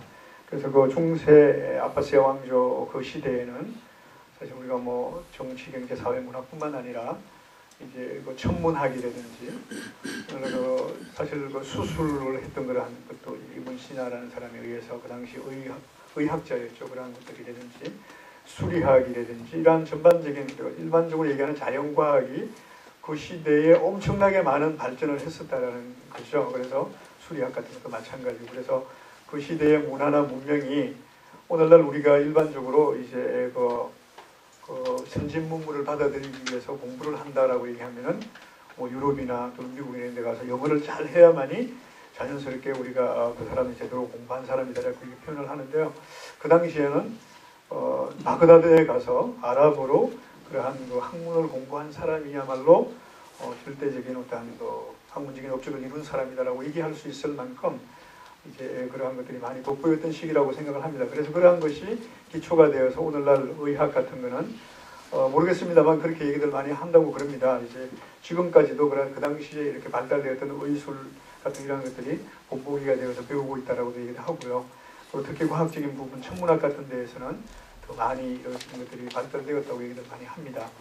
이런 것들이 이제 이제 아까 조금 말씀드렸던 것처럼 이제 우리가 시대의 흐름에 따라서 문명이 어떤 흥망성쇠를 거치면서 그런 것이 잘못 조명되기도 하고 또는 과도하게 이렇게 비춰지기도 해서 이렇게 묻혀진 부분들이 많이 있다라고 생각을 합니다. 그래서 한번 시간이 된다면은 그것을 비교해서 이렇게 한번 읽어보거나 그러면 많은 이해가 되지 않을까 생각을 합니다. 네, 고맙습니다. 또, 네. 이런 말씀 잘 들었습니다. 그 말씀 중에도 말씀하셨지만 그 아라비아 반도 그쪽에서 하나님의 말씀, 성경 얘기도 나오고 결국 지금 기독교, 유대교, 그다음에 이슬람 이 세계가 결국은 한 뿌리에서 나온 걸로 지금 돼 있거든요. 근데 지금 특히 이슬람과 유대 사람들의 갈등, 그 문제를 제가 한번 질문을 좀 드려보고 싶고요. 드려보고 싶은 이유 중에 하나는 제가 그동안에 토론토에서 조금 살았었는데 거기 그 이락 사람을 제가 만나서 얘기를 하다 보니까 그 사람은 이슬람이에요. 그러면서 자기 종교에 대한 얘기도 하고 여러 가지 얘기를 하면은 열려져 있고 정말 그 하나님에 대한 그런 믿음이라든가 그런 것들이 우리가 본받을 만한 그런 것들이 많이 제가 겪어보고 또 듣고 그랬습니다. 그런데 그분하고 얘기 나누면서도 하나 걸리는 게 뭐냐면 유대인들에 대한 그 갈등, 조금 더 심한 증오심이라고 할까요? 그런 게 굉장히 많이 담겨져 있더라고요. 그래서 그 부분은 과연 이슬람을 믿는 분들은 그 유대교하고의 관계를 어떻게 풀어나갈 수 있는 그런 생각들이 있으신지, 또 지금 팔레스타인의 문제도 굉장히 그것 때문에 지금 결국은 종교적인 문제이지만 이게 더 깊이 들어가면 정치적인 문제 때문에 결국 얽혀서 그렇게 어렵게 지금 풀어지는데, 그 세계 유엔에서도 결국은 인류가 한 식구다, 한 가족이다 그렇게 주장을 하고 그렇게 나가려고 하는데도 항상 걸리는 문제들이 중동에서의 문제, 또 한반도에서 문제, 이 두 문제가 지금 우리 세계적으로 가장 큰 문제라고 지금 보고 있거든요. 그래서 그런 문제들을 생각을 하면서 아까 그 시아파와 수니파 얘기도 말씀해 주셨지만은 그것도 종교적인 것보다는 정치적인 어떤 민족적인 그런 게 더 깊은 게 아닌가 하는 생각을 들면서 다시 한번 그 문제에 대해서 한번 제가 여쭤보고 싶고요. 조금 좀 풀어나가기 힘든 문제지만은 이슬람에서의 그런 결국은 거기서도 진보적인 생각이 갖고 계신 분들이 있을 테고 보수적인 생각을 갖고 있는 분들이 틀림없이 있을 거라고 봅니다. 그래서 지금 아까 처음에 강의하시면서 이슬람은 테러의 종교라고 오해를 많이 하고 있는데 그 문제들이 어떤 그런 그 진보와 보수의 어떤 그런 역할들도 있는 건지 그런 것도 한번 좀 짚어서 말씀해 주시면 고맙겠습니다. 네, 고맙습니다. 사실 이제 우리가 모두에도 말씀드렸습니다만 종교, 특히 뭐 이슬람에 대해서 제가 좀 말씀드렸습니다. 하나님을 믿는 종교, 지구상에 있는 하나님을 믿는 종교라는 주제로 이제 얘기하자면은 이슬람 그리고 또 기독교 또 나아가서 유대교 어느 한 종교도 제외될 수 없는 이제 가장 어떤 자존심과 같은 이런 거라고 생각을 합니다. 그렇기 때문에 이 세 종교가 하나이면서 세계라고도 생각할 수 있거든요. 왜냐하면 같은 하나님을 믿는 종교이기 때문에. 그럼 무엇 때문에 서로 이렇게 다른 모습을 보여야 되는가 하는 것에 대한 것은 사실 서로가 접근하면 접근할수록 어쩌면은 갈등이 생길 수 있을 것 같아요. 조장이 될 수 있다는 거. 왜냐하면은 각 종단, 각 종교별로, 종단이 아니라 각 종교별로 그걸 가장 중요한 예를 들면 그 믿음의 근간으로 삼고 있는 거기 때문에 이슬람과 유대교는 비교적 그러한 데서는 자유롭습니다. 왜냐하면 같은 하나님을 믿고 또 이제 그런 유일신에 대한 그 신성을 정립하는 데 이견이 없기 때문에 그러니까 비교적 자유롭습니다. 그런데 이슬람과 기독교에서는 이러한 부분에서 이제 삼위일체라는 것이 이슬람적인 신성 정립과 기독교적인 신성에 대한 정립이 첨예하게 이제 다르게 지금 대립되고 있거든요. 기독교와 유대교도 보면은 거기에서 유대교가 기독교를 보는 견해가 완전히 다르다라는 거죠.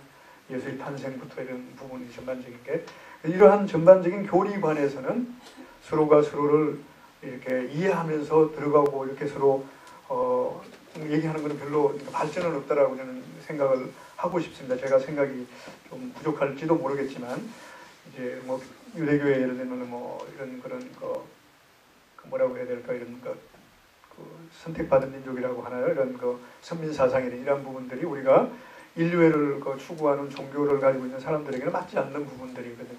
그래서 누구나 다 선택받은 사람이고 선택받은 하나님의 또 종들 아니겠습니까? 그런 차원에서 접근해야 되는데, 그래서 그러한 접근은 조금 그런 것 같고요. 이제 제가 언젠가 한번 이제 칼럼도 한번 쓴 적이 있는데, 이제 팔레스타인 문제 같은 거를 제가 그것도 어쩌면 제가 이슬람적인 측면에서 접근했다고도 볼 수 있을 것 같아요. 근데 그렇게 접근하면은 조금 이해가 쉽게 될 수 있다라는 부분에 제가 말씀을 드려보고 싶은데요.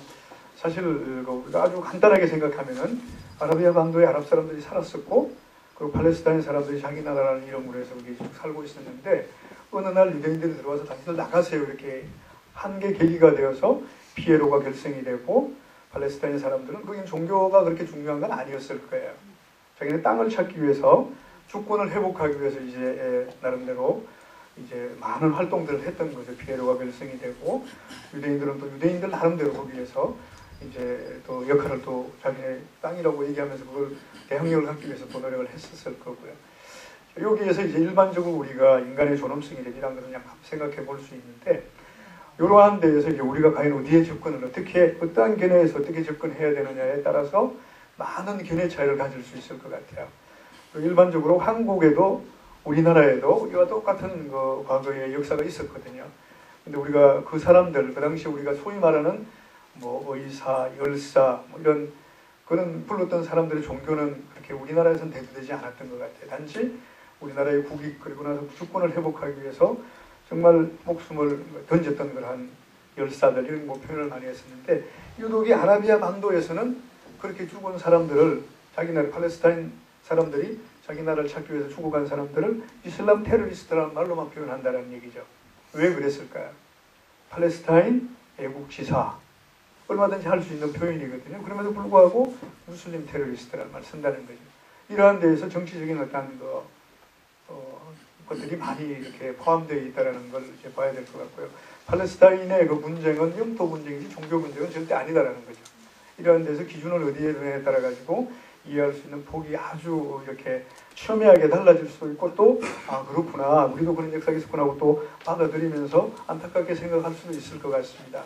그렇기 때문에 여러분들께서도 이런 것이 이제 우리가 지금도 다른 이제 세계 여러 나라들의 어떤 분쟁 지역들을 보면은 필리핀 같은 데에도 이제 무루 이슬라미아라고 있습니다. 여러분들 다 보셨겠지만 필리핀도 사실 캐톨릭이 들어오기 전에는 이슬람 제국이나 다름없을 만큼 이슬람에서 지배받았던 나라거든요.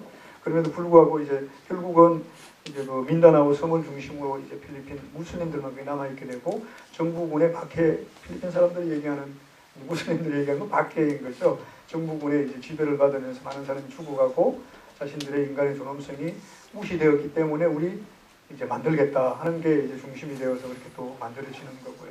이런 부분들이 이제 우리가 어디에 포커스를 맞춰서 이해하고 접근하느냐에 따라서 조금 다르게 이해될 수 있지 않겠느냐 이런 생각을 한번 해봤습니다. 네. 또 다른 질문 있으십니까? 네, 그만하세요.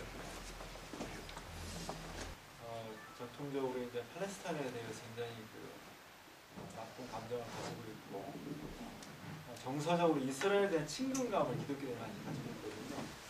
작년에 11월 달에 가자 지구에 폭격할 때 저는 NCC에서 근무하는 NCC 총회에서 가자 지구에 대한 폭격을 멈춰야 된다. 그리고 팔레스타인은 적이 아닌 형제다라는 그런 성명서를 발표했습니다.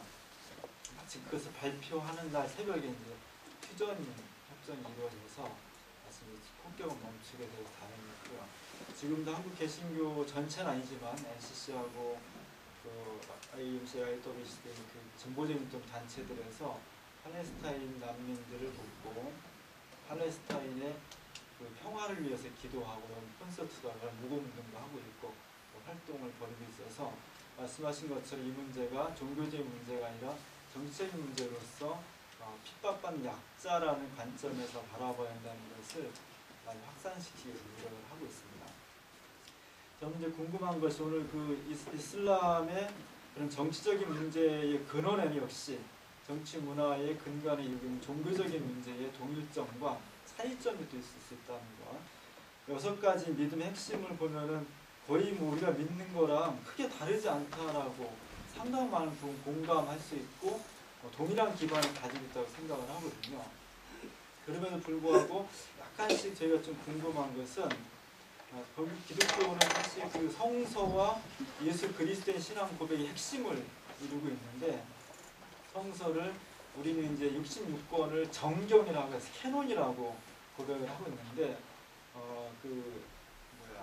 이슬람에서는 그 구약, 신약, 또 꾸란 이런 것을 어느 정도 비중을 동일하게 두고 있는 건지 예언자도 마찬가지로 아브라함, 모세, 예수, 마호메 다 예언자를 인정을 한다는 건데 그것이 동일한 선생이 인정하고 있는 것인지 아니면 누가 최종 결정적인 어떤 권위를 갖는 것인지 그런 문제고 마지막으로는 최후의 심판에 대한 믿음이 저는 굉장히 중요하다고 생각하거든요.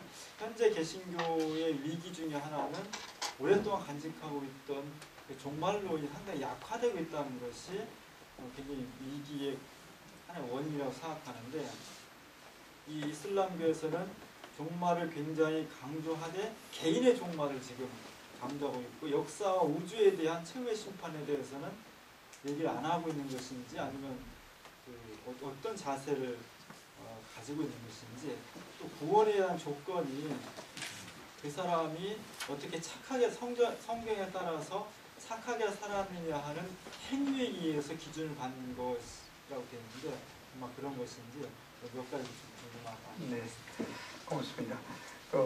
꾸란에는 이제 그 예언자 사도들에 대한 믿음은 똑같이 다 믿어야 되는 걸로 가르치고 있습니다.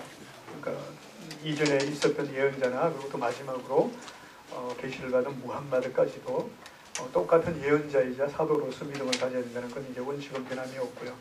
단지 아까 말씀하신 것 중에 이렇게 해답을 주셨는데 조금 차이를 둘 수 있다는 것은 우리가 사실 하나님의 말씀을 전달하는 과정에서 이제 첨삭이 이루어졌다라는 말을 이제 많이 표현을 합니다. 그래서 꾸란의 비중을 더 많이 두는 것은 우리가 원전을 지금 우리가 무함마드를 통해서 원전을 지금 우리가 접할 수 있고 원전을 직접 실천하고 따를 수 있는 계기를 주었기 때문에 그 부분에 대해서 꾸란의 비중이 더 이렇게 클 수밖에 없다는 걸 말씀을 드리고 싶습니다.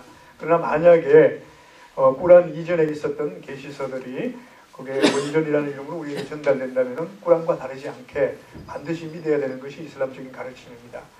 그리고 이제 종말에 대한 것은 이제 최후 심판일이라고도 하는데 최후 심판일은 이제 어떤 개개인에게도 적용이 되겠지만 전체에게도 적용이 되는 거죠. 이날은 우리가 누구에게 한정되어 있는 그러니까 어떤 종말론자들이나 이런 사람들에게 딱 한정해서 언제일 거다라고 표현하기는 이슬람에서는 그렇게 표현하지는 않습니다. 그러나 인류의 지금 동시대를 살고 있는 모든 사람들에게 종말은 반드시 올 것이고 지구의 종말이 왔을 때에는 하나님 심판대 앞에서 다 심판을 받게 된다는 것이 이슬람적인 가르침입니다. 그래서 현세에서의 삶이 우리 하나님의 가르침 속에 있었던 사람들은 구원을 받게 되고 그렇지 않은 경우에는 거기에 합당한 벌을 받게 된다는 것이 이슬람적인 가르침입니다.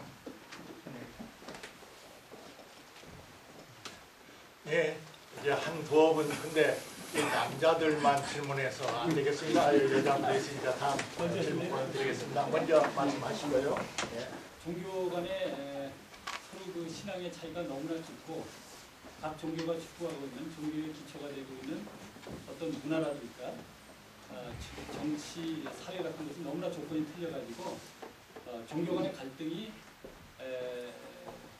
좁혀지기보다는 더 악화되는 것이 아니냐 이런 걱정들을 많이 합니다. 오늘 말씀을 듣고 나서 보니까 20세기는 이데올로기의 시대였는데 20세기 전반은 예를 들면 여러 가지 파시즘으로 해서 유럽에서 전쟁이 일어나고 20세기 후반에는 공산주의하고 자본주의가 크게 심각한 대결을 해가지고 세계 핵폭탄에 의해서 세계가 망한다는 얘기가 많이 나오고 있는데 이데올로기가 끝났거든요. 그래서 그러면은 이제 세계 평화가 오느냐?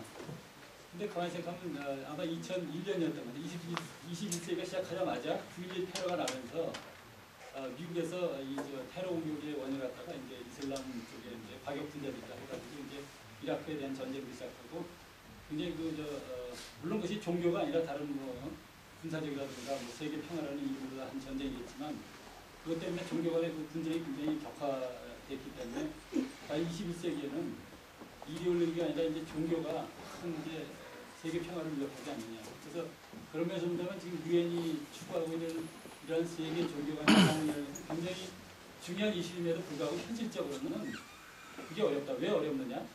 세계의 주요 종교 지도자들 말씀드린다면 예컨대 뭐 유대교라든가 카톨릭이라든가 아니면 이슬람이라든가 또는 기독교라든가 이분의 지도자들 가장 영향력이 있는 그 지도자들이 다른 종교를 받아들이고 관용하고 서로 이해하고 그만의 자기네 그 인식과 자각과 노력이 있느냐 이런 생각이 듭니다. 그래서 이런 종교 간의 하모니를 위해서는 가장 먼저 애를 써야 할 분이 유엔이 나서는 게 아니라 종교 지도자들이 아닐까 이런 생각이 듭니다. 어떻게 생각하세요? 네.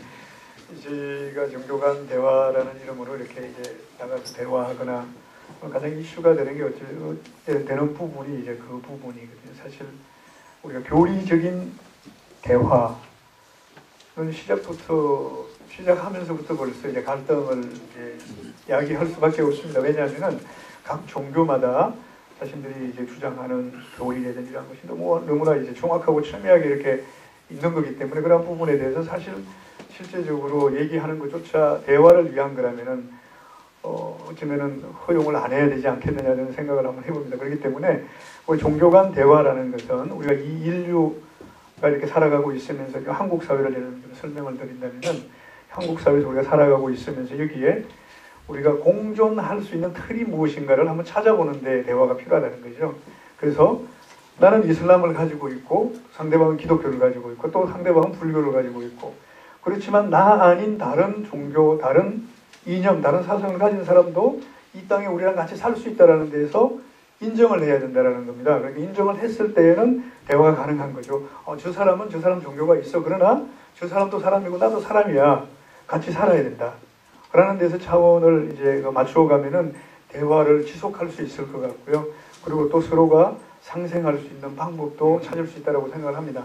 그러나 교리적으로 아까도 말씀을 드렸습니다만 교리적인 접근을 통해서 우리가 내 교리가 최고이고 상대방 교리는 잘못된 거야 라고 주장한다면은 이제 그거는 대화의 가치도 또 대화를 할 수 있는 계기도 마련하지 못한다고 생각합니다. 네. 네. 우리 여자분 질문 하셨어요? 같은 여성 입장에서 저희들이 보통 이슬람 여성 하면 떠오르는 게 히잡하고 차도르가 떠오르는데요. 물론 아까 말씀해 주신 대로 이슬람 교하고 이슬람 종교하고 문화는 다르겠지만 분명 이슬람 종교에서는 여성의 그런 인권을 인정해주고 사회대사 굉장히 여성을 드높여 준 것 같은데 현실적으로 문화 자체에서는 히잡이라고 다 둘러쓰고 굉장히 여성을 억압하는 분위기였거든요. 그래서 현실적으로 이슬람 문화에서는 그런 히잡 그런 게 어떤 의미가 되고 또 현실적으로 그 여성들의 지위가 어떤지 말씀해 주세요. 꾸란의 가르침과 어쩌면 이러한 것이 조금은 잘못 문화적인 부분으로 이런 것이 이제 왜곡되어서 보여지는 부분도 많이 있다라고 생각을 합니다. 사실 여성들이 이슬람에서 히잡을 쓰는 것은 교리의 한 부분입니다. 그러니까 우리가 문화의 한 부분이 아니라 그래서 이제 우리가 신앙을 지키기 위한 방법으로서 히잡을 쓰는 거고요. 그리고 또 물론 이러한 부분에 대해서 어떻게 접근하고 어디에 포커스가 맞춰져서 이해하느냐에 따라서 이해를 할 수 있는 부분도 있고 또 하지 못하는 부분도 많이 있으리라고 생각이 들어요. 예를 들면 이제 우리가 예배를 건행하기 위해서는 여성이 뭐 다른 남자가 있고 그런 걸 떠나서 예배를 건행하기 위해서는 여성이 노출할 수 있는 한계를 정해놨습니다. 그래서 그렇게 얼굴과 손 정도만 이렇게 예배를 건행할 때 노출할 수 있는 한계를 정해져 있어 그렇기 때문에 이러한 부분들이 많은 사람들은 어떠한 문화적인 걸로 이렇게 간주하고 이렇게 하는 부분인데 그거하고는 다르게 이제 교리의 한 부분으로 받아들여야 될 것 같고요. 그리고 사실 우리가 이제 노출이라는 이름으로 많은 분들이 일단 구속을 같이 생각하는 분들이 많이 있는 것 같아요. 사실 울산에 있는 모 경찰서에서 이런 한번 이렇게 방범 차원에서 경찰서장이 바뀌면서 이렇게 써붙였다가 한번 혼난 적이 있다고 그럽니다. 그게 뭐냐면은 울산에 있는 경찰서에 관할하는 지역에 이제 성범죄가 많이 나기 때문에 이런 뭐라 그럴까 이렇게 경찰서장이 신중하게 생각해서 이렇게 써붙인 게 뭐냐면은 여성들에게 조금 일찍 귀가했으면 좋겠다. 또 좀 늦은 시간에 만약에 귀가할 일이 생기면은 뭐 가족들에게 전화해서 함께 할 수 있는 방법도 찾아봤으면 좋겠다. 또 더 나아가서 그리고 또 이제 너무 노출이 심한 옷을 안 입었으면 좋겠다라고 이렇게 막 집집마다 홍보도 하고 이렇게 했었는데 그와 동시에 여성단체 같은 데에서 뭐 인권 침해 주고 막 데모를 하고 이렇게 했다라는 얘기를 제가 그 기사를 통해서 본 적이 있습니다. 이제 이러한 것이 이제 우리가 우리 이슬람적인 측면에서 보면은 여기에 포커스를 맞춰주시면 될 것 같아요. 여기 남자분들도 많이 계시고 또 여성분들도 많이 계시는데 여기 자기의 아내, 딸 그리고 또 어떤 식구들이 예를 들면은 아마 100이면 100 남자분들이라면은 아마 반대하실 것 같아요. 예를 들면은 바깥에서 문 남성들의 그러니까 자기 딸이 예를 들면은 눈여겨거리가 되고 있다라고 본 데는 반대하지 않겠습니까? 모르겠어요. 자기 아내가 예를 들면 그런 상황이라면 이제 그러한 것을 이슬람적인 견해, 이슬람적인 교리관에서는 사전에 있을 수 있는 것들을 차단하는 데에서 이제 깨끗한 사회를 구현할 수 있다라고 보는 게 이슬람적인 견해입니다. 그렇기 때문에 그러한 것은 이제 뭐 차별이라든지 그런 차원에서 받아들이는 것보다는 교리적인 부분에서 받아들이면 더 좋을 것 같고요. 그리고 인격적으로는 이슬람에서 남성과 여성이 전혀 차이가 없습니다. 똑같이 하나님 앞에서 우리가 차별받을 수는 없고요. 단지 구별을 할 수는 있어요. 왜냐하면은 남자는 남자로서 역할이 있고 여성은 여성으로서 역할이 있기 때문에 남자에게 출산하라고 할 수는 없잖아요. 그렇기 때문에 구별은 할 수 있다. 교리적으로. 그런 차원에서 받아들이면 좋을 것 같습니다. 네. 네, 감사합니다. 아주 중요한 질문을 하셨고 우리들 궁금했던 거지만 또 대답도 아주 중요했죠. 오늘 그 대답에 대한 상호 논쟁은 오늘 하는 자리가 아니에요. 그것은 문화 차이보다 도리어 이슬람의 교리적 근거에 뿌리를 두고 있다. 그것이 지금 이제 대답이니까 그에 대한 우리의 이제 해석과 비교 연구 판단은 또 다른 장에서도 각자의 몫이 되겠습니다. 질문을 주고 받으면 한정이 없겠지만 우리 약속이 3시면은 모두 행사를 마치도록 그렇게 되어 있습니다. 질문을 지금 5분 전이니까 마지막 하나만 제가 사회자로서 드리고 나머지 마무리하는 순서로 갖겠습니다. 제가 이제 질문 드리고 싶은 것은 이슬람은 점점점 이제 한국에 싫으나 좋으나 우리가 같이 이슬람의 이제 무슬림과 함께 얼굴을 맞대고 몸을 부딪히고 살아야 할 것이라고 생각합니다. 그런데 아까 이제 그 경전이 제일 중요한데 이슬람에서는 그 동양 종교 특히 이제 불교의 위대한 경전이나 유교의 위대한 경전에서도 표현이 다른 것뿐이지 중국에서는 하늘님은 상제라고 표현을 하고 뭐 천도교에서는 뭐 또 천주라고 표현을 하고 표현이 다른 것뿐이지 그들도 그런 어떤 신앙 세계가 있단 말입니다. 그래서 줄이면은 이슬람의 오늘 현재 이슬람의 그 신앙의 지도자들은 동아시아의 그 위대한 정신적 문화 유산인 경전, 특히 유교 경전이나 불교 경전을 어떻게 평가하시는가 간단하게만. 네, 꾸란 구절에 의하면은 이제 그 너희들에게는 너희들의 종교가 있고 우리에게는 우리의 종교가 있다라고 이렇게 명시가 되어 있습니다. 그 말은 이미 그 이전에 있었던 그러한 것들이 인정되어졌다라는 거죠. 그렇기 때문에 우리가 뭐 일반적으로 얘기할 때 그 상호 공존 또 화해 협력 포용할 수 있는 가장 중요한 기틀을 이 구절에 의해서 만들어졌다라고 보는데 이런 것이 꾸란에 뒷받침이 되어 있기 때문에 말씀하신 것처럼 그분들께는 위대한 경전이고 또 위대한 교리로서 또 삶의 지표로서 삼고 있는 것이 될 수 있을 것 같고요. 또 무슬림들에게는 우리에게 주어진 꾸란이라는 그 계시서가 있기 때문에 그 계시서의 가르침에 의해서 공존할 수 있는 방법을 찾고 또 우리가 가는 길을 모색하는 게 옳지 않나 이렇게 생각합니다. 네, 고맙습니다. 네, 감사합니다. 다시 한번 우리 두 번 박수로.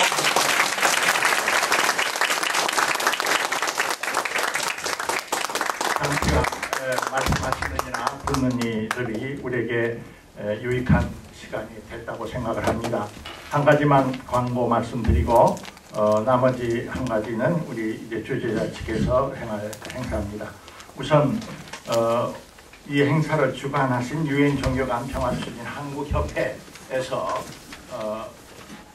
김윤열 이 대표님께서 오셨지만은 그동안 유엔에서 종교 간의 화해와 평화를 촉진하고 추구하고 하는 그런 결의문을 유엔 총회 결의, 총회 석상에서 전 유엔 참여 국가들이 결의한 그 내용을 영어 원문과 우리말로 번역을 한 아주 귀한 자료를 작년에 출판을 하신 큰 공헌을 하셨습니다.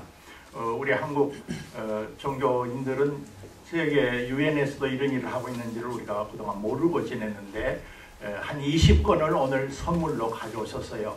여러분 참석하신 분들 중에서 그런 주제라면 꼭 내가 한 권 가지고 가서 공부도 하고 옆에 사람에게 전달을 할 그런 생각이 있다 하신 분은 좀 이따 나가시면서 그 기관에서 오신 분에게 한 권씩 받아가 주시기를 바라고, 이제 마지막 순서는 이 주최자 측에서 오늘 수고하신 우리 이주아 이맘님께 감사와 존경의 표시로서 작은 선물을 증정하신다고 합니다. 우리 이제 앞으로 나와주시겠습니다.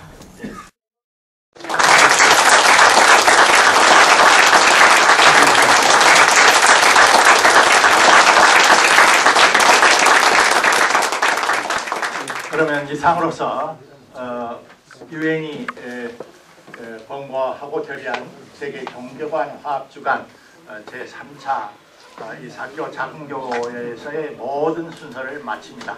참석해 주신 모든 분들에게 다시 한번 진지한 감사를 드립니다. 안녕히 가세요.